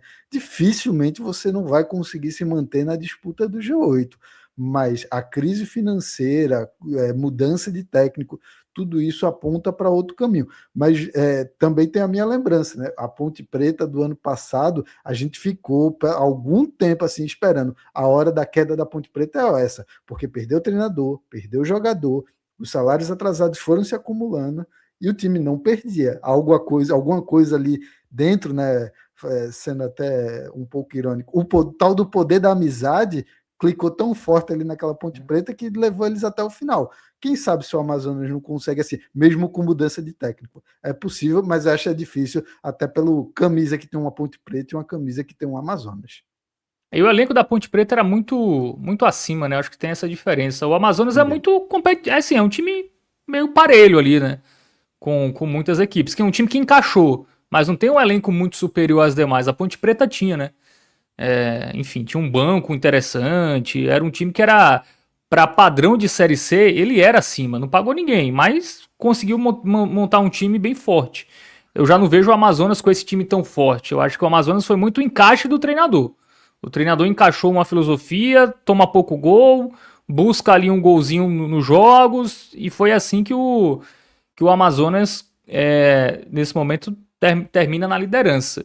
Vamos ver, né? Dependendo de quem venha, e como ele já tem 13 pontos, faltando 14 rodadas, 28 pontos deve classificar. Ele precisaria de 15. 15 em 14 jogos é bem viável, né? Assim, quase um ponto por rodada, não é tanta coisa. Então acho que ainda dá para o Amazonas pegar esse G8, mas me parece que é um time que não vai ter o fôlego para subir, né? Acho que aí, mesmo que se classifique, vai ser um time que ou organiza as coisas financeiramente, ou acho que o caso da Ponte Preta eu acho difícil que se repita. Bom, é isso, tá? Analisamos Analisamos a Ponte Preta e o Guarani. O Guarani, por exemplo, poderia ser. Ele tem mais esse perfil de ter jogadores Isso, diferenciados e tudo mais, né? Exato. O Amazonas não é o caso. Aquela Ponte Preta era tanto que perdeu o jogador durante a Série B, sabe? A gente às vezes esquece que durante a Série C perdeu, Maguinho foi embora, teve outro que também foi, que ele perdeu o Alberto Valentim, que foi pro América, e eu acho que levou uns 2 jogadores, eu acho que o Atlético Goianiense também levou o jogador da Ponte Preta, enfim. E mesmo assim, o elenco que chegou no final, que já era um elenco perdendo alguns jogadores por causa dos atrasos salariais, era um elenco acima, né? Você tinha o Elvis, você tinha... O Gé, que lesionou no meio do processo Isso. também, que era também acima da Série C. isso. Né? O Diogo Silva, um goleiro muito bom para a Série C, né? Enfim. É isso. Bom, analisamos aqui a rodada, né? Até a quinta rodada, fizemos um panorama geral. Vamos entrar nas trocas de treinadores, né? Porque 2 times nordestinos trocaram de treinadores recentemente, né? Começando pelo Botafogo, daqui a pouco a gente fala do Santa Cruz, né? Marcelo Fernandes, atual campeão da Série C com essa Ponte Preta, né? Que a gente vinha falando. Ele assumiu ali faltando 3 rodadas para acabar a primeira fase e acabou sendo campeão. Fez um bom trabalho no quadrangular. Né? O Botafogo, como a gente já falou aqui, estreou mal, né? Um recomeço que não foi bom, né? Tomou 4-2 contra o Paysandu. Enfim, eu como sou torcedor, né, e acompanho mais de perto o Botafogo, o Lisca não saiu pelos resultados, tá? O Lisca saiu pelo bastidor. Então o recomeço aí do Botafogo foi muito mais por isso, assim. O Lisca, ele é um cara muito centralizador, né? Vocês que acompanham o futebol pernambucano, né? Ele já teve aí no Náutico, no Sport, enfim. Vocês sabem que o Lisca é um cara que ele quer mandar, né? E no Botafogo ele aproveitou um vácuo, né? Quando ele chega, o Botafogo não tem executivo de futebol, porque o Pastana pede para sair junto com o Bernardo Franco, né? Chega o Lisca e o Lisca melhora o time, ele vai ganhando confiança. E o Botafogo tem uma SAF meio direta, né, com o dono, assim, é um negócio que não tem muita intermediação. O dono, ele comanda muito de perto, assim, ele vai a todos os jogos, enfim, não tá no dia a dia, obviamente, porque é um empresário aí do ramo de aluguel de motos, enfim, não tá no dia a dia do clube, mas o Lisca aproveitou muito isso e foi tomando conta do Botafogo, né, e o Lisca demitiu coordenador técnico, né? O Rui Cabeção, teve as confusões aí que acho que muita gente viu, né? O Rui Cabeção mandando indireta pro Lisca, dizendo que ele é sem caráter, tudo mais. Depois demitiu o supervisor, demitiu a nutricionista. O Botafogo já tinha demitido o auxiliar fixo da casa, quando ele chega. Então o Botafogo ficou basicamente com quase nenhuma estrutura, né, de futebol. E o Lisca teve a chave do clube, né? O Botafogo quis fazer um pouco o que o Hélio dos Anjos fez no Náutico. Só que o Náutico não demitiu todo mundo, né? Esses personagens meio que perderam o poder, mas eles não saíram do Náutico. O Náutico não ficou só com o Hélio mandando em tudo. E aí foi o erro do Botafogo, né? Essa questão do Lisca e, enfim, falei com uma pessoa muito importante do clube e falou, ó, o Lisca é porque o ambiente está muito pesado. Foi isso. O ambiente está pesado e na primeira derrota ele acabou sendo demitido. Tem uma questão também da preparação física, tá, do Botafogo, que foi uma crítica que eu ouvi também, que o Botafogo não estava tão bem preparado fisicamente, teve uma série de lesões musculares também, isso também desagradou o elenco, tá, a forma que o Lisca trabalha a parte física, também foi algo que estremeceu as relações, mas o pior foi a centralização de tudo, né? O Lisca mandava da comida dos jogadores, da logística, de como seriam as coletivas, quem iria, como era o formato, enfim, tava mandando quase que nem o dono. E isso aí acabou desgastando muito todo mundo que trabalha na estrutura do Botafogo, e aí realmente essa questão do ambiente acabou pesando muito pro Lisca. O Lisca entrou no embate, inclusive, com o braço direito do dono do Botafogo, né, que é um cara que cuida mais só da parte administrativa, mas o Lisca também teve embate com ele, e aí ficou insustentável, assim, o Lisca meio que brigou com todo mundo. Ele até fala que foi só um desentendimento pontual com o dono da SAF, que por isso ele saiu, não foi bem isso, né, apurando questão de bastidor, foi foi muito a questão ali da dificuldade de lidar com o Lisca no dia a dia, que o elenco não gostava, as pessoas ao redor também não gostavam muito da... uma pessoa da comissão técnica me disse, é difícil lidar com os estresses do Lisca. Assim, foi o que me disseram. Os estresses do dia a dia e, assim, coisas que são banais. Estresses por coisas banais, assim. Então o ambiente realmente se deteriorou, o time perdeu 3 jogos seguidos, né? Perdeu do Figueirense, que empatou com o Itabaiana na Copa do Nordeste, 3-3, e perdeu do Floresta em casa, 2-1. Essa derrota contra o Floresta bem estranha, tá? O time do Botafogo foi bem estranho nesse jogo. Não estou dizendo que os jogadores não correram para demitir, mas fato é que o Botafogo jogou muito mal e no início da semana o Lisca já foi demitido. Trazer o Marcelo Fernandes, Arthur, um técnico que foi campeão, mas tem uma carreira curta, né? Como treinador principal. É uma aposta arriscada? Eu acho arriscado, Fábio. Mas no mercado atual, não sei se o Botafogo ia ter muitas outras opções, sabe? Quando o Santa Cruz demitiu Marcelo Cabo no começo do ano, Marcelo Fernandes foi um dos nomes que esteve em pauta, né? Pelo menos foi especulado, né, como um dos nomes para o Santa Cruz procurar. Eu acho que seria natural, qualquer equipe da Série C iria ter o nome do atual campeão, obviamente, ventilado, se a gente estiver falando ali de uma equipe que almeja o acesso.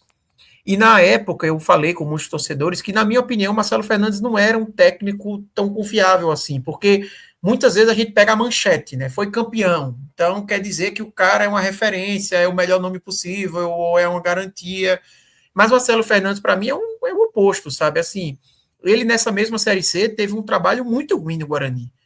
A gente viu aqui há pouco tempo a classificação na quinta rodada, o Guarani estava na zona de rebaixamento, né? Ele não fez um trabalho bom no Guarani. Mas eu acho que ele chega na quarta rodada. Ele chega depois ali no Guarani. Ele chega na terceira ou na quarta. Inclusive, a primeira vitória dele é contra o Botafogo, no Brinco de Ouro. É terceira ou quarta rodada, por aí. O treinador do início daquela campanha foi o Maurício Souza, que foi técnico do Flamengo. Ele chega ali na quarta rodada, ele dá uma melhorada no time, mas depois o time volta a oscilar e ele é demitido, né? É mais ou menos isso. Isso. Mas não fez um trabalho bom no Guarani. Fatos da vida. Assume a Ponte Preta e, assim, é óbvio que ele fez um trabalho bom na Ponte Preta na Série C do ano passado. Isso não está em debate.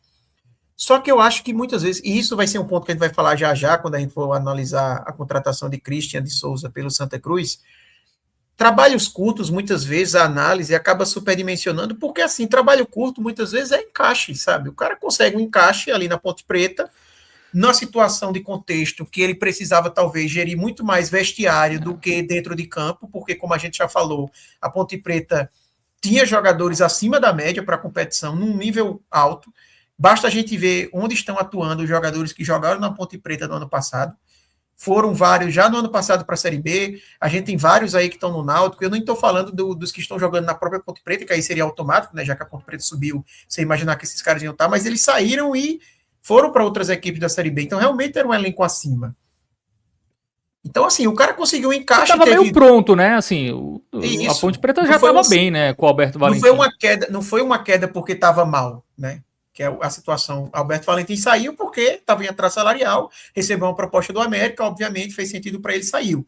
Então foi um encaixe ali num trabalho de 8 rodadas, se a gente tirar as 2 finais, porque eu acho que ele chegou faltando 2, 3 rodadas ali da fase de grupos. 3. Pegou 3 rodadas. Então pronto, 9 rodadas, se a gente colocar as finais, 11 rodadas, né? É um encaixe muito rápido, sabe? Um encaixe curto ali. Não quer dizer que ele não é um técnico que não teve méritos ali, mas é uma análise limitada do que você trazer agora para 15 rodadas, né, fora o quadrangular final, caso o Botafogo se classifique. Então, essa era a minha avaliação naquele momento. Porém, quando o Santa Cruz demitiu agora o Claudinei, se tivesse Marcelo Fernandes disponível, eu mesmo que trouxe todas essas reticências naquele momento, diria, é o nome para o Santa Cruz. Porque o cenário de hoje não oferece muitas outras oportunidades. O Santa Cruz tentou aí tirar treinador do Maranhão, vou ver as outras opções que tem desempregado. Você vai ter o quê? O Márcio Fernandes, que para mim é um técnico extremamente limitado e que tem uma história até parecida com esse caso de Marcelo Fernandes. Márcio Fernandes, em 2020, ele foi campeão com Vila Nova, mas num cenário também que pouca gente lembra que nessa mesma Série C ele rebaixou o 13. ele rebaixa o 13 na Série C, sai do 13, obviamente, que acabou o campeonato com o 13, né? O 13 é rebaixado. Aí ele é contratado pelo Vila Nova na segunda rodada do quadrangular, assume ali 5 rodadas, tem as 2 finais e é campeão. Então, na mesma competição, ele rebaixa um time e é campeão da competição. Então, assim, esse trabalho que ele teve no Vila Nova lá é o mesmo contexto que eu estou falando aqui de Marcelo Fernandes. É um encaixe, trabalho rápido, o cara chega, sabe, rapidamente ali consegue colocar alguma coisa dentro de campo e vai-se embora. A gente já teve o Luizinho Vieira com o Amazonas, assumindo também ali durante um quadrangular, ganha 4 partidas seguidas, a equipe embala também e consegue o acesso, né? Consegue até o título também, salvo engano, o Luizinho Vieira. Então, esse tipo de trabalho, para mim, ele diz pouco quando você vai tentar um trabalho de pelo menos um tiro mais médio, assim. Não é um tiro longo, não é um trabalho de 38 rodadas, uma temporada inteira, mas para o Botafogo não adianta o encaixe de 6 rodadas, de 8 rodadas. Tem que ser um trabalho até o final da competição. Então, tem esses pormenores, mas, até voltando ao que eu falei no início, sendo até repetitivo, mas eu acho que o Botafogo não tinha opção melhor. Tá? Não acho que tinha no mercado alguém que o Botafogo conseguiria trazer que fizesse mais sentido. O Botafogo ia ter que seguir por esse caminho de Marcelo Fernandes, ou por uma aposta, sabe? De um cara mais emergente, começando, de uma equipe menor. Nem sei se o Botafogo chegou a ter outras especulações, porque foi muito rápido, né? Teve o Alberto Valentim, né? Rapidamente veio. Pelo que se sabe, tentou o Alberto Valentim, mas a pedida foi muito alta. E aí o Botafogo foi para o plano B, que foi o Marcelo Fernandes, né? Por ser um técnico mais barato e, pelo que me disseram, por ser um técnico bom de vestiário. Tá? A questão de controlar ali o ambiente interno. O Botafogo tem muitos jogadores medalhões, né? Muitos jogadores aí, Dourado, Nenê, enfim, é um elenco que para a Série C tem muitos jogadores conhecidos, né? Felipe Azevedo, Rodolfo, Giovani. Giovani foi campeão mundial de clubes pelo Corinthians, para quem não sabe. Então tem muitos jogadores ali que, assim, você vai ter que fazer os caras correrem também, né? Enfim, jogadores ali meio mais estrelados numa Série C, que não é nenhum caso que acontece com o Botafogo, tá? Acho que não. Esses jogadores até estão entregando o que se espera deles. Mas é meio para controlar realmente esse ambiente, enfim. O Botafogo tá voltando agora a ter uma estrutura, né? Vai contratar um executivo que deve chegar nas próximas semanas. Mas sobre o Marcelo, o que me disseram, inclusive falando com um colega lá de Santos, né? O Marcelo foi auxiliar técnico do Santos, auxiliar da casa do Santos por muitos anos, né? Ele até treinou o Santos no ano que o Santos cai. Me disseram que ele é muito bom de grupo. Taticamente, ele tá evoluindo, foi o que me disseram, tá evoluindo. Assim, não me parece um técnico pronto, não é um técnico com muito repertório. E ele mostrou isso na primeira rodada. Assim, ele montou o Botafogo jogava com Lisca no 4-4-2 com 3 volantes. Já que o setor ofensivo tem jogadores mais veteranos, né? Rodolfo tem 33 anos, Felipe Azevedo tem 39, o Nenê tem 44. Então o Botafogo jogava com 3 volantes. Nesse jogo, ele tirou um volante para botar um centroavante. Ele botou o Dourado, ele tirou um volante do time para botar um centroavante. O time ficou muito exposto e o Botafogo estava sem o lateral direito titular. E o que ele fez? Ele tirou o melhor volante de marcação do time para jogar na lateral direita. Então ele jogou com o time com 4 veteranos no ataque: Giovani, 33, Rodolfo, 33, Felipe Azevedo, 39 e Dourado, 39. Então, foi um time bem difícil de jogar sem a bola. Até por isso que o Botafogo faz 2-0 e toma virada muito fácil nesse jogo contra o Paysandu. Porque era um time sem a bola, assim, muito mal. E o Botafogo ainda teve os desfalques da zaga titular, né? Os 2 zagueiros estavam lesionados. Então foi um começo muito mal, tá? Assim, do Marcelo Fernandes. Tudo bem, chegou em menos de uma semana, né? Ele chegou na quarta-feira para jogar em Belém no domingo, mas ele montou muito mal o time, assim. Eu acho que o segredo pro Botafogo é conseguir equilibrar esses jogadores mais veteranos que têm qualidade, tá? O Botafogo, por exemplo, fez gol em todos os jogos da Série C. E em muitos jogos fez pelo menos 2. Em 3 dos 5 jogos fez pelo menos 2 gols. Então é um time que o ataque funciona. A questão é equilibrar esses jogadores que sem a bola contribuem muito pouco com um time mais equilibrado defensivamente. E na primeira rodada ele não mostrou ter essa capacidade. Montou um time muito aberto, que até fez 2 gols, mas tomou 4 e poderia ter tomado mais, porque era um time que estava muito vulnerável defensivamente, assim. Ele tirou o melhor volante de marcação, botou na lateral e 4 veteranos no meio para frente que sem a bola não conseguiam marcar esse Paysandu, que é um time jovem, né? Um time que tem muito gás, o campo dava muito pesado da Curuzu. Então eu acho que. Vamos ver, né? Vamos ver se o Marcelo Fernandes tem o poder da amizade, dele ser boa praça. Se for só isso, aí o Botafogo não vai muito longe, não. Ele vai ter que mostrar algum repertório aí tático, porque o time do Botafogo é muito desnivelado, né? Assim, muitos setores têm alguns jogadores de uma característica, outros setores de uma única característica. Do meio para frente tem bons jogadores, mas todos eles veteranos, com exceção de 2 jogadores só.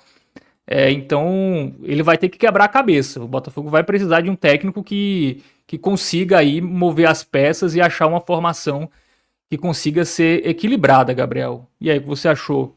Pra gente finalizar o Botafogo e partir pro Santa. Eu acho interessante, assim, não tem como vocês foram perfeitos, assim, não tinha muito coisa melhor, né? Você tem a opção do atual campeão da competição que você está disputando. Você tem, no mínimo, tentar essa possibilidade. E vocês também foram bem no ponto, né? Você, principalmente, Fábio, sobre a questão do vestiário, a questão do clima, ao mesmo tempo sobre essa questão tática. Na Ponte Preta, ele precisou manter uma equipe que já estava clicada, que já estava no caminho para a vitória, para o seu melhor momento na competição. Enquanto, por exemplo, no Guarani, ele não encontrou soluções. E eu acho que esse time do Botafogo precisa de soluções ofensivas. Não necessariamente assim, tá faltando peça, até porque você foi muito bem. Tá fazendo gol, tem jogadores de qualidade muito boa, mas o problema é equilibrar isso, principalmente pensando assim, são jogadores acima dos, eu não sei, acima dos 35, se a gente botar o Felipe Azevedo, o Rodolfo e o Nenê, são todos acima do 35. Rodolfo e Giovani, eles têm 33, mas eles são jogadores lentos, né? São jogadores meio pesados. Então, apesar de terem 33, eles...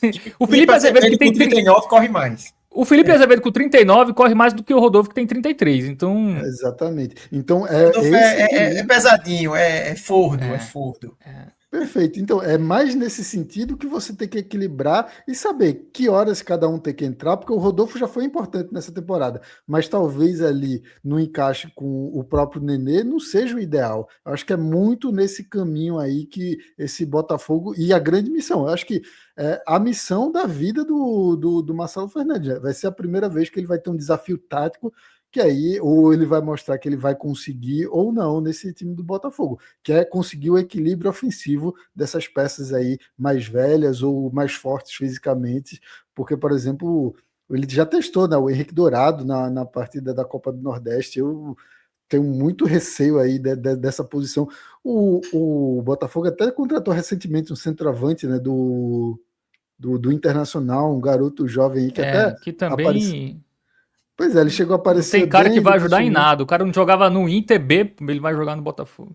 Pois é, vamos ver o que é que vai conseguir no meio desse processo aí, mas eu acho que de nível técnico, eu acho que é o grande desafio do Marcelo Fernandes para mostrar. E aí, eu sou o treinador de ambiente apenas, ou eu também vou ter algum repertório tático e de soluções de problemas para esse time?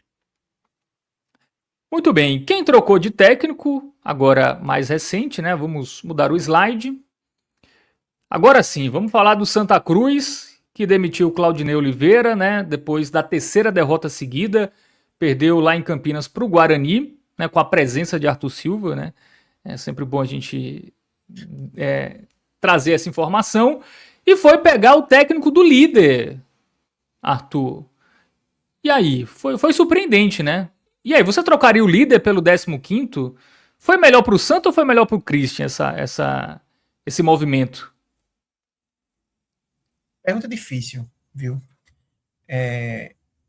Eu acho que assim, é óbvio que a manchete é troca do líder pelo 15º, que chama atenção, não deixa de não chamar atenção. Eu estava hoje no trabalho, e aí no trabalho eu venho deixando o celular ali no modo avião, sabe, para não tirar muito foco, ainda mais nesse momento que tem muita coisa rolando com o Santa. E aí no momento que eu tirei ali do modo avião, eu entrei no grupo, tinha justamente no grupo da gente, né, que a gente organiza aqui as lives, estava a Atos mandando esse link aí da informação de Larissa Balieiro, não sei se foi ele que mandou, foi você, Fábio, enfim, estava lá e ele comentando, e aí, no momento que eu vi, obviamente surpreendeu, porque, o cara tá na liderança, vai atrás do Santa Cruz, além do contexto de que esse Santa, como a gente já falou aqui no programa, foi atrás já de Gerson Testoni, que era um técnico que estava empregado no Maranhão, que está mais na disputa da parte de baixo da tabela, e não conseguiu tirar Gerson Testoni de lá. Já tinha tentado tirar Gerson Testoni do Atlético Piauiense e também não teve êxito, né? Ou ele preferiu continuar até o final da competição, ou o Santa não conseguiu pagar a multa, seja qual for o motivo, ele não veio.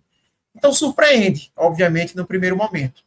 Mas quando você vai para uma camada um pouco mais embaixo para entender do que é que se trata, você vê todos os cenários que a gente falou já nesse programa exaustivamente sobre o Amazonas, né? Por mais que seja líder, é um Amazonas passando por problemas financeiros severos, né, graves, não vinha pagando em dia o Christian, não vem pagando em dia o elenco, problema de jogador, por exemplo, se negando a viajar para a partida e tudo mais. E quando você vem para uma terceira camada, que é onde a gente vai entrar na avaliação mais propriamente dita de Christian, e você olha o histórico dele, os clubes por onde passou, o currículo, aí você vê que para Christian de Souza, esse tipo de troca aí é segunda-feira na vida dele. Para vocês terem uma ideia, o Santa Cruz já vai ser o 4º clube de Christian de Souza em 2026 e o segundo momento onde ele deixa um clube por escolha dele. Ele começou a temporada no São Luís de Ijuí, do Rio Grande do Sul, recebeu um convite do Joinville, foi para o Joinville, não fez um bom trabalho, saiu, foi para o Amazonas e agora no Amazonas também deixa o Amazonas para ir para o Santa Cruz. Isso eu estou falando só em 2026. Se a gente for voltando, vão ter outros recortes na carreira de Christian de Souza, que ele fica um tempo muito pequeno de trabalho no time, acaba saindo, recebe um convite, sai.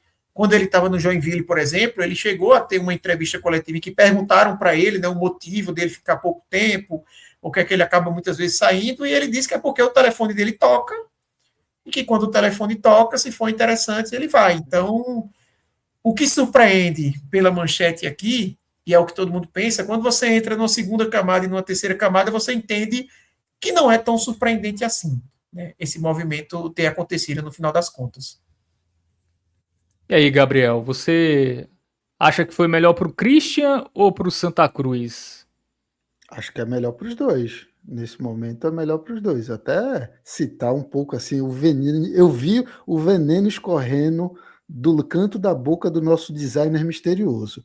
Porque ele está colocando, assim, obviamente, existe o líder pelo 15º, isso é um prisma para você olhar. Mas também existe o prisma, assim, que uma classificação em primeira colocação da fase da primeira fase da Série C com o Amazonas, e ele chegar em 8º colocado com o Santa Cruz, o peso maior vai estar no trabalho do Santa Cruz. É o holofote, é um ring light no Amazonas contra todos os holofotes do Arruda em cima do trabalho dele no Santa Cruz. A gente tem que pensar nisso. Eu fico surpreso com o movimento. A gente coloca primeiro ponto. Assim, o Christian de Souza ele está apostando muito alto no próprio taco. Porque aí, nesse sentido, sim, você trocar o líder pelo 15º é porque você aposta muito em si mesmo. Mas tem esse ponto, assim, além disso, né, não apenas o 15º, é o 15º com 3 meses de salário atrasado, vivendo uma pressão absurda, com uma loucura em relação à própria. Mas no Amazonas era 4 meses, então ele melhorou a situação dele, né? Exato. E inclusive a informação, complementos de informação da Larissa Balieiro dizem que ele veio ele já recebeu adiantado. Ele só veio porque ele recebeu uma grana adiantada para poder vir. Então, acho que ele fica um pouco tranquilo nesse sentido. Só não se sabe de onde que vem esse dinheiro, né? Mas tudo bem, assunto para depois. Mas, assim, então, nesse sentido, beleza, ele faz essa aposta, é arriscado, mas também é isso. Se der certo, a projeção é proporcional a esse desgaste que ele está pegando. Assim, se der Eu não certo... sei até que ponto tem muito risco para ele, viu, Gabriel? Assim, focando na pergunta de Fábio, eu acho que ele não tem muito a perder. Não. Sim, vamos lá. Eu estava comentando isso até ontem com o menino Gera, um abraço se ele estiver assistindo, sobre Gerson Testoni, que eu não entendia Gerson Testoni não querer vir para o Santa 2 vezes já, olhando pelo aspecto de Gerson Testoni, tá? E vamos supor que nesse segundo momento vai se falar da questão da multa, mas claramente ele não fez esforço para vir para o Santa. Dá para a gente definir dessa forma. Porque para um cara como Gerson Testoni, para um cara como Christian de Souza, se ele vem para o Santa e vai mal, vamos supor que venha, perca 5 jogos seguidos e é demitido. Para mim, ele volta para o mesmo mercado que ele tinha antes. Ele não cai no mercado. Assim, até um pouco mais, né? Eu acho que ele até, mesmo se ele for mal, só de ter treinado o Santa, assim, ele vai ser olhado com outros olhos para outras equipes também. É a análise que a gente fez, por exemplo, quando o Daniel Paulista largou o Remo para ir para o Sport. Cara, ele não tinha nada a perder. Se ele fosse bem, ele ganhou um novo mercado. Se ele for mal, ele voltou, pegou o Goiás. Sabe? Exato. Se ele não conseguiu dar certo no Sport. A mesma coisa ele. Se ele for mal, ele volta para conseguir esse mercado. Assim, eu acho que o Amazonas já foi um mercado um pouquinho acima para Christian de Souza, porque eu não acho que ele esperava treinar a Série C esse ano. Até pelo nível de ano que ele começou. A gente depois vai fazer uma análise aqui mais do aspecto para o Santa. Mas, assim, não vinha numa sequência boa de trabalho. Teve um trabalho muito ruim no Joinville. Eu acho que o Amazonas surgiu por ser uma equipe numa crise financeira grande, que não ia conseguir trazer grandes técnicos. Ele tem uma história no futebol amazonense, isso é verdade. Mas não acho que ele tinha expectativa de assumir uma Série C. Mas se ele sai do Santa, eu acho que ele volta para o mercado natural que ele estava ali, pega uma equipe para um estadual, talvez uma equipe para uma Série D, ou uma Série C mais embaixo. O Gerson Testoni também, se ele vai mal no Santa, poderia voltar para o próprio Maranhão, sabe, assim, em breve, com Altos do Piauí, um Atlético Piauiense. Então, assim, eu realmente acho que esses caras não têm muito a perder, sabe? O Santa tem mais a perder do que eles. Porque se der errado, o Santa pode ter um prejuízo. Ele, se der errado, volta para o mercado como estava antes. Uma coisa que passou na minha cabeça, e obviamente não falei em voz alta, é que, assim, é muito fácil demitir o Christian de Souza depois de tudo, assim. Se ele não emplacar ali 3 primeiras rodadas, vai todo mundo olhar. Veja, ele não tem lastro nenhum aqui em Pernambuco. Ninguém tá olhando para ele assim, meu Deus, eu gosto. E justamente quem tenta acompanhar um pouco mais já tá colocando essa pecha de retranqueiro, trabalhos ruins, tudo isso. Então, se der 3 rodadas aí do Christian de Souza e o negócio não andar, não vai ser tão difícil. Aí você vai poder olhar aí novamente outras movimentações do mercado, talvez quedas de treinadores de Série B, que o Santa Cruz nesse momento não tem a possibilidade, poder fazer um investimento maior, já que provavelmente aí vai estar totalmente na loucura da briga contra o rebaixamento. Tudo isso eu acho que pesa também. Eu vejo assim, nesse lugar, eu estou citando porque eu não acredito que vá ser uma coisa tão desastrosa nesse caminho. Mas eu acho também assim, você tem das coisas que procuraram, assim, pô, o Testoni você brigou tanto para conseguir esse cara, eu acho que seria um pouco mais difícil. Agora o Christian de Souza até foi fácil, foi rápido, de uma hora para outra, onde ninguém esperava ver a notícia lá de Manaus, da Larissa, que a gente já citou, que tá vindo o técnico para cá. Então, assim, a falta de lastro dele aqui no futebol pernambucano, a falta de conhecimento da gente, eu acredito que também facilita esse caminho, assim, de que, se não der certo, a gente já vai para o quinto técnico, para o quarto técnico, no caso do Santa, e segue a vida, vamos tentar de novo até uma hora dar certo, ou pelo menos não cair. Das opções que o Santa tinha, né? Sim, também não tinha algo mais confiável, né? Também não tinha técnicos tão mais confiáveis, né? Se falou até no próprio Lisca. Eu vi até Martelotti, a galera falando aí. O cenário era muito difícil, Fábio. O que eu falei para o Botafogo, que Marcelo Fernandes se agarra logo com ele, porque é o que tem, vale para o Santa, porque realmente o cenário era muito complicado. Não, eu acho que não teria nenhum técnico que o Santa Cruz contratasse que seria, não vou dizer unanimidade, porque aí é esperar demais numa Série C de trazer um técnico unanimidade. Isso aí é uma janela que passa algumas vezes, o Náutico conseguiu com o Hélio, mas não acontece sempre. Qualquer técnico que o Santa trouxesse ia ter um ponto negativo. Você olhar e dizer, pô, mas esse cara tem problema de vestiário, mas esse cara não tem histórico em clube de camisa, de clube de pressão, esse técnico tem isso, tem aquilo. No caso de Christian de Souza, eu acho que a gente pode passar até para o próximo slide aqui, porque o histórico dele, o currículo, acaba ilustrando. Quem acompanha aqui o raio-x sabe que no primeiro raio-x, quando a gente fez até a análise ali de tier list, eu falei que Christian de Souza, para mim, era um ponto que depunha contra o Amazonas.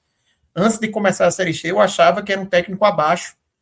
E o histórico, para mim, dele mostra isso. Tá? Christian de Souza, se a gente pegar aqui de 2023 para frente, vou pegar de 2024 para frente, os últimos 3 anos, são trabalhos curtíssimos. O maior trabalho é o do Botafogo com 11 jogos, e de fato é o melhor trabalho, que é lá no começo de 24, ele sai por desavenças ali com a liderança do Botafogo no momento.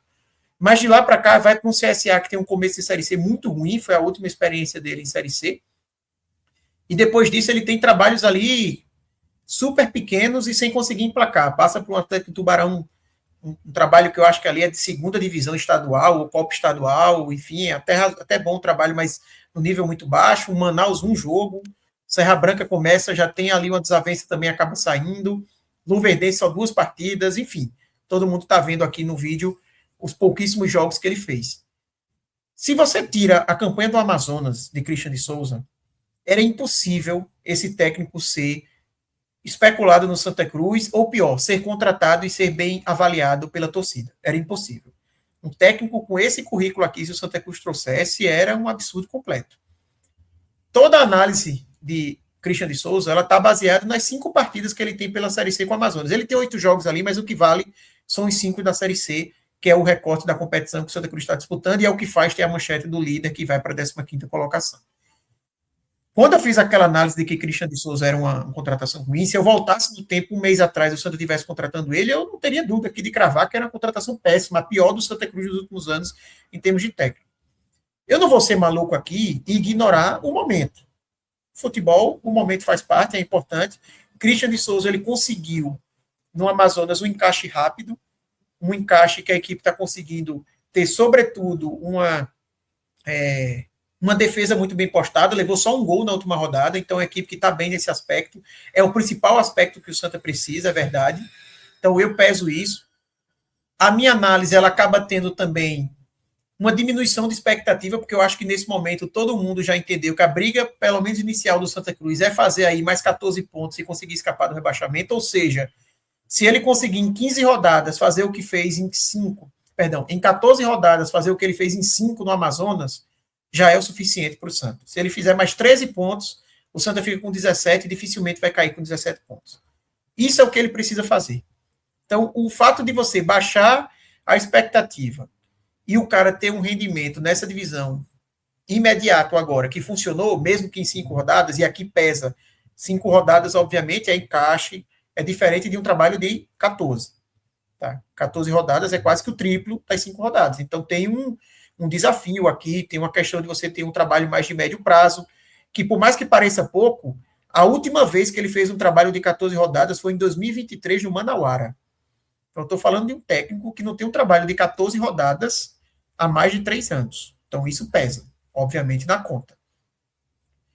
Mas também tem um fato que é positivo da análise de Christian de Souza, que é um cara que está habituado com o vestiário de atraso salarial. Realmente, se o Santa precisava de alguém que tivesse habituado a essa realidade, que é o contexto hoje do Santa, traz um técnico que já está habituado a esse desafio. Porém, ele já vai ter que chegar resolvendo um problema dentro desse vestiário, porque jogador lê notícias, jogador chega às informações.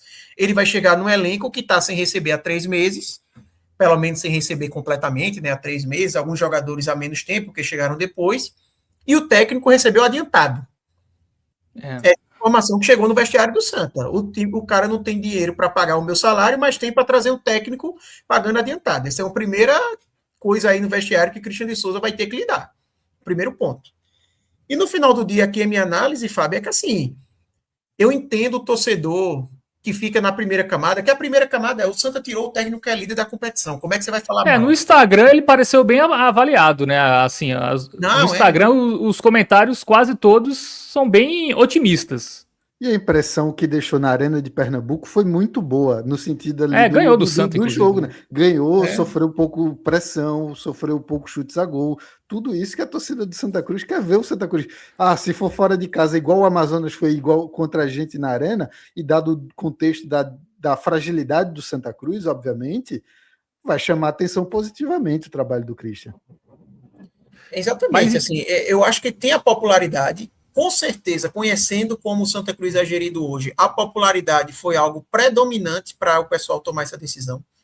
Bruno Rodrigues não tomaria uma decisão que não fosse popular. Trazer um técnico que, sei lá, a torcida não vai gostar, mas eu acho que é o certo. Isso não aconteceria. Era mais fácil o inverso. Trazer um técnico que eu sei que a torcida vai gostar, mas eu acho que vai dar errado. Porque a popularidade é tudo que Bruno Rodrigues trabalha nesse momento. A gente está falando de um presidente que o perfil dele no Instagram é presidente Bruno Rodrigues e o Santa Cruz faz demissão em collab com o perfil do presidente no Instagram. Então, assim, não preciso falar muito, está claro quanto essa visão de rede social, do Instagram sobretudo, né, como o Fábio falou, é muito importante para ele e esse objetivo ele alcançou. Porque o torcedor vai ficar na camada superficial, vai ver o Santa Cruz trouxe o técnico que é líder da competição. Então, não poderia ter trazido um técnico melhor. Quando você desce 2 degraus nessa avaliação, aí você entra num detalhe. Aí você vê a campanha dele, você entende que essa campanha que ele está fazendo no Amazonas é mais uma exceção do que regra na carreira de Christian de Souza. Ele não é um técnico testado na Série C, ele é um técnico que faz uma campanha de liderança de 5 rodadas no Amazonas, e antes disso fez um trabalho tenebroso no Joinville. O trabalho que ele fez no Joinville, o futebol que o Joinville praticava, era o futebol de Claudinei Oliveira e Marcelo Cabo piorado, era pior do que isso. Sabe, assim, é um técnico extremamente retranqueiro, não é que isso seja um problema, mas ele vai jogar na retranca, vai jogar no defensivo. Eu acho que a torcida tem que aceitar isso, porque eu vi muita gente dizendo, tem que tirar Claudinei para botar um cara que joga. Não esperem isso de Christian de Souza, tá? É até uma boa torcida já começar a se preparar para não quebrar a cara. Vai ter que ter paciência com essa forma de jogar mais precavida mesmo, tá? Mas assim, no Joinville foi um trabalho muito ruim, me preocupa. Aí o pessoal vai dizer, não, mas o Joinville é uma draga. Veja, ele saiu, o Joinville eliminou o CSA na Copa do Brasil e o Joinville está invicto na Série D. Então assim, não sei até que ponto o Joinville era uma draga ou o trabalho que foi muito ruim de Christian de Souza. Tá? Então, eu acho que assim, eu entendo o torcedor que se apega à questão do momento dele, que eu não vou aqui ser a pessoa que vai desrespeitar o momento, mas eu não posso deixar de dizer que o Santa Cruz contratou um técnico por causa de 5 jogos. Se não existem esses 5 jogos no Amazonas, ele não seria nem especulado. Isso é uma realidade. E isso é mais uma exceção do que uma regra na carreira dele. Ele vem para uma missão no Santa Cruz, que é fazer 14 jogos e escapar, que ele não faz desde 2023. É meio surreal essa carreira dele aqui, sabe? Você olha, o cara desde do Botafogo ali, o máximo foi o CSA com 10 jogos. Depois disso tem o São Luís com 9, assim, sabe? É uma loucura completa, é meio inexplicável até. Mas é tentar se apegar. Como eu falei, ele conseguir um encaixe rápido. Esse encaixe rápido com o Santa Cruz já serve, porque se ele conseguir o encaixe que ele fez com o Amazonas, e ele conseguir, não em 5 rodadas, se ele conseguir em 14, como eu falei, já é o suficiente. Então, acho que a régua está mais baixa, mas não é de forma alguma um técnico que passa a segurança por ser o líder do campeonato. Tá? Arthur. Acho que é só essa mensagem que eu queria deixar aqui para a torcida. Não é querendo ser colocar a água no chope, mas, assim, vamos ter calma. Até porque se a torcida criar essa expectativa, eu estou trazendo o líder, talvez quebre a cara, porque o futebol que Christian de Souza deve praticar não é futebol a cara de líder de campeonato. Eu acho que o irônico dessa frase que você falou, se não fosse esses 5 jogos, ele não seria nem especulado, é porque, mesmo com esses 5 jogos, ele não foi especulado, ele só chegou. É o grau de desconhecimento que todo mundo aqui tem dele, o grau desse próprio currículo que fala por si só dos últimos anos dele, tudo isso bota porque ele não é nem especulado. Ele chegou realmente, esses 5 jogos. Ele chega aqui baseado nesses 5 jogos e fé no momento. É isso que o Santa Cruz está se apegando, e é isso que o Bruno Rodrigues é popular, está sendo uma medida popular, mas é muito mais assim, contando com a sorte do que com o juízo. Gabriel, o Amazonas, né, do Christian, e os trabalhos que deram certo do Christian, né? O Christian, eu acompanhei ele muito no Botafogo, né? Ele treinou o Botafogo em 2024. Ele teve um grande ano em 2023. Inclusive, salvo engano, ele foi o técnico com melhor aproveitamento no Brasil em 2023. Ele foi campeão amazonense pelo Manauara e campeão da Copa Gaúcha pelo São Luís. Tudo bem, né? Enfim, mas o credenciou ao Botafogo, que na época da associação sempre buscava um técnico gaúcho emergente ou um técnico do interior de São Paulo emergente. Em 2024 foi o Christian de Souza. Ele começou muito bem aqui, o time estava bem na Copa do Nordeste, estava bem no Campeonato Paraibano, só que ele teve uma questão interna, né, com o antigo presidente do clube na época. Não era nem presidente, né? O cara que mandava que não era presidente, enfim, o Botafogo tem disso aí. E aí ele acabou saindo, assim, até de forma abrupta e surpreendente. E aí, mesmo assim, ele foi credenciado para pegar o CSA. Ele até manteve, né? O bom trabalho no Botafogo fez ele ficar em evidência para pegar um CSA, que era um time de Série C que tinha ido muito mal no Alagoano. Ele consegue pegar o time no meio da Copa Alagoas, consegue ser campeão da Copa Alagoas, só que ele começa muito mal a Série C. Né? Inclusive, eu acho que ele é demitido depois de uma goleada contra o Atlético, que o CSA toma, e aí ele cai. E aí depois ele volta para o patamar que ele estava antes do Botafogo, né? Que é times ali de Copa Estadual, Campeonato Estadual, times do sul do país, enfim, ele volta ali a um patamar de times de Série D ou times sem divisão, né? E aí ele não consegue se firmar em nenhum lugar. Atlético Tubarão foi segunda do Catarinense. Ele entra ali no meio do campeonato, não consegue melhorar o time, sai. O Manaus, eu acho que foi uma reta final de Série D, esse único jogo dele. Aí no Serra Branca em 2025 ele começa bem, só que ele recebe uma proposta do 13, ele fica inclinado aí na época, e aí no final de semana tem um jogo, né? Serra Branca e 13. O Serra Branca perde o jogo e aí o Serra Branca opta por demiti-lo. E ele acabou nem indo pro 13 depois disso, né? Luverdense 2 jogos, Marcílio Dias eu acho que foi Série D também.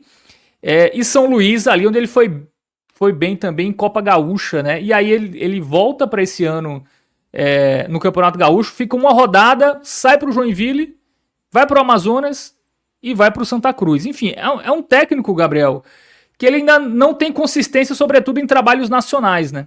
Eu acho que a grande dúvida é essa. É o primeiro grande trabalho dele, pelo menos nos últimos anos. Ele até teve um bom período no Paraná em 2017 na Série B, mas faz muito tempo, né? Faz o quê? 9 anos.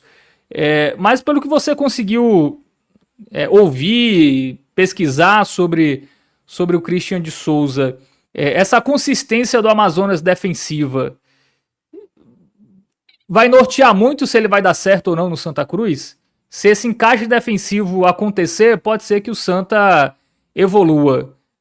Parte muito disso, na sua visão, essa chegada do Christian, apesar do problema do Santa Cruz me parecer ser mais ofensivo do que defensivo. E aí tem essa questão, né? Já que o Christian é conhecido por ser um técnico mais ali da escola gaúcha, escola uruguaia, né? Um técnico que quer arrumar a casinha para depois pensar no ataque. Por mais que o problema do Santa Cruz realmente seja mais ofensivo, é um problema generalizado. E problemas generalizados, para mim, se conserta desse jeito, de trás para frente. É primeiro arrumando a defesa, é primeiro conseguindo fechar a casinha, é estancar a sangria. O Santa Cruz tem sim uma sangria defensiva. Desde da primeira rodada a gente vê falhas defensivas, jogador perdendo posição, mesmo aí no jogo que a zaga foi bem contra o Guarani, sofrendo um gol besta, como foi no final da partida. Acho que tudo isso é o que vai nortear, sim. Eu acho que ele fechando aí esse ponto defensivo, dá para conseguir observar momentos aí, e que se for 2 estocadas e um gol, 3 estocadas e um gol, assim, até porque, assim, se a gente olhar, os números ofensivos no Amazonas também não foram tão mal, né? São 8 gols em 5 partidas, acho um número bem razoável para essa equipe que não tem aí o super goleador, não tem um atacante com os números do Thiago Marques nos últimos 2 anos do Amazonas. Então, quem sabe um momento de recuperação do Thiago Marques, que ele já falou em algumas entrevistas, que gosta desse estilo de centroavante, que sabe fazer ali que é forte, que dá a referência, e o Thiago Marques é muito esse tipo de jogador. Então, acho que existe esse caminho. E aí, até nessa trajetória que você cita, os lugares dos melhores contextos dele aí, de 23 a 26, é Botafogo e CSA. E do Botafogo, CSA e Amazonas. O CSA onde ele vai realmente muito mal. No Botafogo você traz um bom relato dele. Eu acho que nos outros eu não consigo avaliar treinador que fica assim, nesses times, como você falou, Copa, segunda divisão estadual, ou tentar fazer alguma graça em campeonatos estaduais com times de menor orçamento. Eu acho que são coisas normais. É a chance da vida do Christian de Souza. Se a chance da vida dele é essa, eu acredito que ele vai, inclusive, observar as correções que ele precisa fazer desse histórico. O que eu errei ali nesse trajeto do Joinville? Que desses aí, que por mais que esteja, para mim, incluso nesse contexto abaixo, tem um pouco mais parecido com... Tem torcida, né? Joinville é um time de torcida em Santa Catarina, tem pressão, mas acho que talvez aí também seja um pouco mais parecido com o Santa Cruz, que também vive a draga. Só que talvez a draga do Joinville seja até um pouco maior, né? Porque ano passado, na Série D, a gente viu o que aconteceu com o Joinville. Então, nesse sentido, eu acho que é mais por aí. É a chance da vida dele, eu acho que super natural, assim, não me espanta essa questão do se o telefone ligar. Veja, se o telefone ligar para qualquer um do Amazonas e é do Santa Cruz, por mais que o momento, eu acho que vai chamar atenção, vai chamar qualquer treinador. Eu acho que tem que estar num contexto assim muito específico para não olhar assim com carinho e com que o Santa Cruz não seja sedutor. Acho que entre o Amazonas e o Santa Cruz existe um lugar mais sedutor, sim, no Santa Cruz, que a narrativa do ano passado, por exemplo, na Série D, um time que sobe da Série D, veja o quanto destaque nacional teve. O Amazonas, se ele sobe da Série C para a Série B, ele não teria metade do destaque que o Santa Cruz teve ano passado, subindo da D para C. Que é matéria em Globo Esporte, esporte espetacular, jogador que aparece na mídia e tudo isso. Acho que é muito esse caminho, por isso que eu acho que essa é a grande chance da vida do Christian de Souza nesse recorte da carreira dele. Então eu vejo o caminho dele fazendo a estanca da sangria, observando aí esse trabalho defensivo, né, a grande especialidade dele, para quem sabe aí ter uma correção de rota numa campanha tão difícil quanto o Santa Cruz está fazendo em 2026. E Arthur, me parece que também um dos desafios do Christian é deixar esse Santa Cruz mais físico, né? É um time ali mais competitivo, como é o Amazonas, né? O Amazonas é um time ali que você vê, enfim, sofre pouco, deixa o adversário chegar pouco ao gol. Inclusive, eu acho que é a principal característica do Christian. No Botafogo também era um time seguro defensivamente, que não sofria muitas finalizações. É um técnico que tem conteúdo, tá? Enfim, já troquei ideia com ele, enfim, na época do Botafogo aqui. É um cara que tem muito conteúdo, né? Claro que só isso não basta no futebol, ainda mais num time com tantos problemas e com tanta pressão como o Santa. Mas eu acho que tem esse desafio do ataque e também de fazer um time mais... Me parece um time cansado, o Santa Cruz, né, Arthur? Sim, Fábio. E até para deixar claro, até o torcedor talvez que esteja observando está meio perdido, eu realmente estou meio em cima do muro com relação a essa contratação, tá? Eu sou mais negativo, eu acho que eu não traria, melhor dizendo, eu não traria Christian de Souza, nem sei se é Christian de Souza, é Christian Souza só, né? Tem o D ou não? Tem o D, eu acho que tem. Tem o D, tá bom. Não traria porque não me passa essa segurança. Eu acho que 5 jogos é muito limitante, assim, para a gente ter uma análise tão clara para a partir daí já considerar ele como uma contratação positiva. Ao mesmo tempo, como eu falei, eu entendo que futebol é momento, e eu entendo o torcedor que se apegar ao momento e avaliar que por esse momento de ser líder é um bom nome. Em termos de aspecto dentro de campo, Fábio, que é o que você perguntou, o Santa, como eu também concordo com você, que eu acho que o principal problema do Santa hoje ele é ofensivo. Por isso que eu peso a questão dele ser um técnico mais defensivo. Eu entendo o que Gabriel falou, né, de que o Santa precisa arrumar a casinha. Quando você está falando de uma equipe que está em crise, obviamente isso é a primeira coisa que precisa ser feita. Mas se você olha até mesmo as derrotas que o Santa Cruz teve, foi todas por 1-0. Não é uma equipe que está levando muitos gols, é uma equipe que, na verdade, está faltando agredir o adversário. Contra o Amazonas mesmo, o Santa teve uma finalização a gol, basicamente, um lance de perigo. Contra o Guarani, teve uma finalização a gol num lance que o Guarani entregou a bola para o Santa, só veio ter um escanteio no final do segundo tempo, para você ter uma ideia como o goleiro do Guarani então trabalhou na partida. Então, o que está faltando para o Santa é mais o aspecto ofensivo, que isso é o que também me preocupa, se Christian vai conseguir entregar isso que o Santa precisa. Defensivamente o Santa tem a evoluir, com certeza. Não quer dizer que o Santa levou um gol nesses últimos jogos que defensivamente está bem. Mas eu acho que o Santa hoje está pior ofensivamente do que defensivamente. Esse é o ponto. Não acho que a forma de jogo dele seja algo que não encaixa obrigatoriamente com o time do Santa, né? Por exemplo, ele joga com 3 zagueiros, normalmente, né? Costuma fazer uma linha de 5.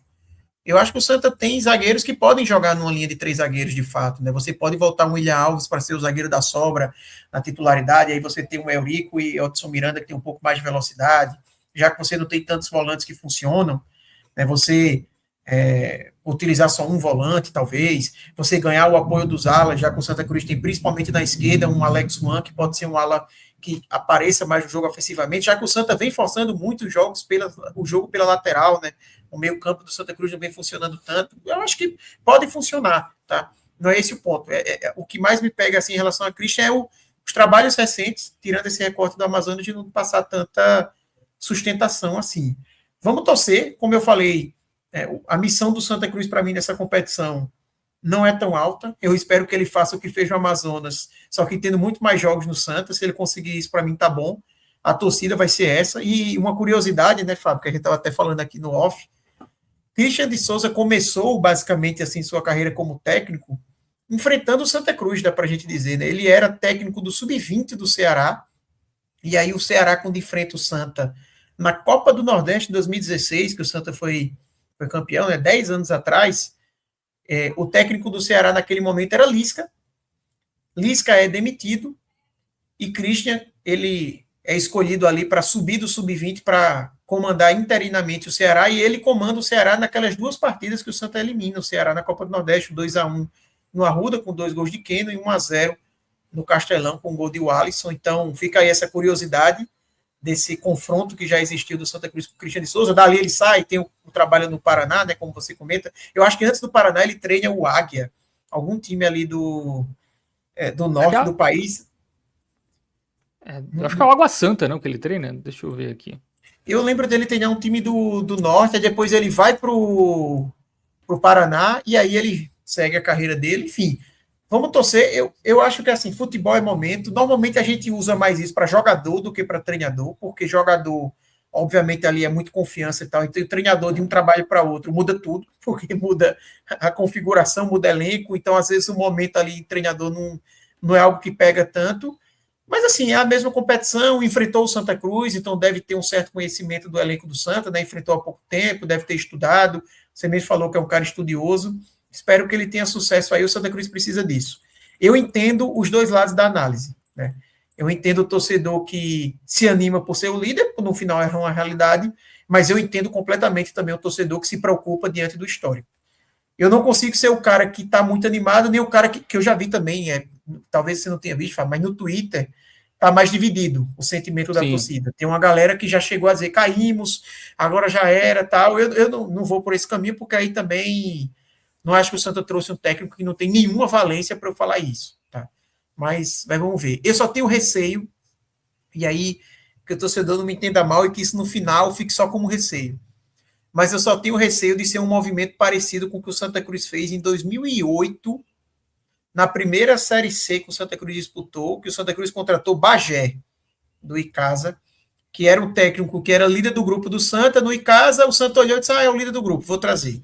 Mas sem pegar referencial nenhum do histórico do treinador, sabe? Se já tinha entregue alguma coisa, como era o trabalho dentro de campo, e Bagé acabou sendo horrível no Santa, não conseguiu entregar. Só espero que não seja algo assim, sabe? De você olhar só o imediato e esquecer da carreira como um todo do técnico. Espero que funcione.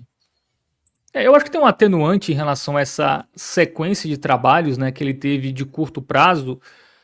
Muitos deles ele pegou times ali no meio do caminho, né? Times ali já com a competição rolando. Joinville foi assim, o CSA, o Atlético Tubarão, times ali. E até num recorte de temporada onde se tem jogos 2 vezes na semana.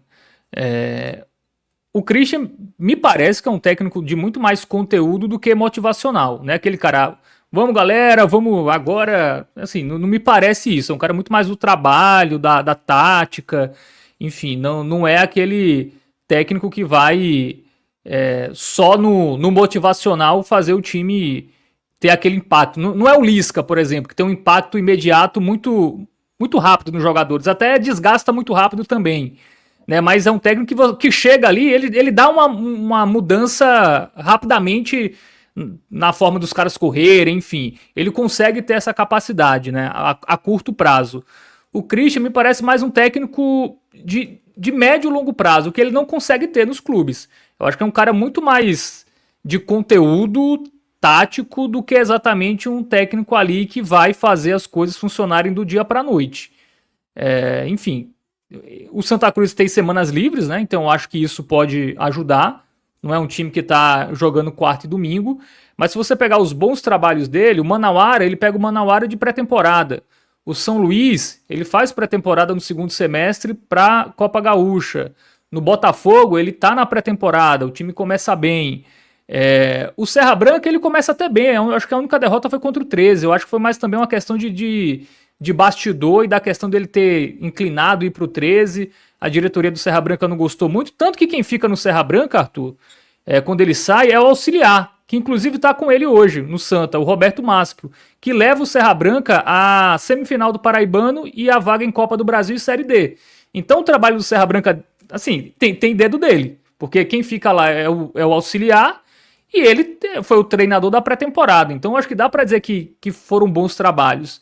E no Amazonas, eu acho que ele também chega ali com certo tempo, né, até começar a Série C. Ele tem ali um período ali de pelo menos 2 semanas para começar um trabalho. Então, eu acho que dá para ver por esse outro lado. Nos times que ele teve tempo, ele conseguiu ter um trabalho aceitável, né, de aceitável para bom. Nos times que ele pegou ali meio campeonato andando, sem fazer pré-temporada, ele foi mal. Só que no Santa ele não fez pré-temporada e ele também não montou o elenco. Mas por outro lado, ele vai ter semanas livres.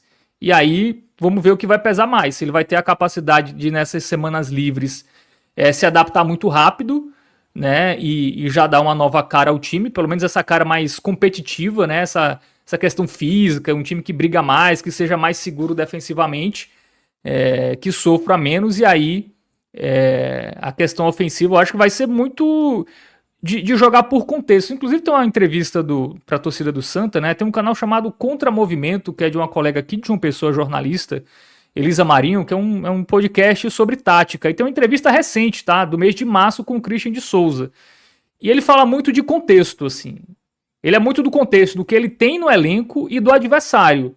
Então, assim, ele é um técnico que, claro, tem a questão defensiva como prisma, como algo principal, mas ele joga muito de acordo com o adversário. É um técnico que tenta jogar muito no erro do adversário.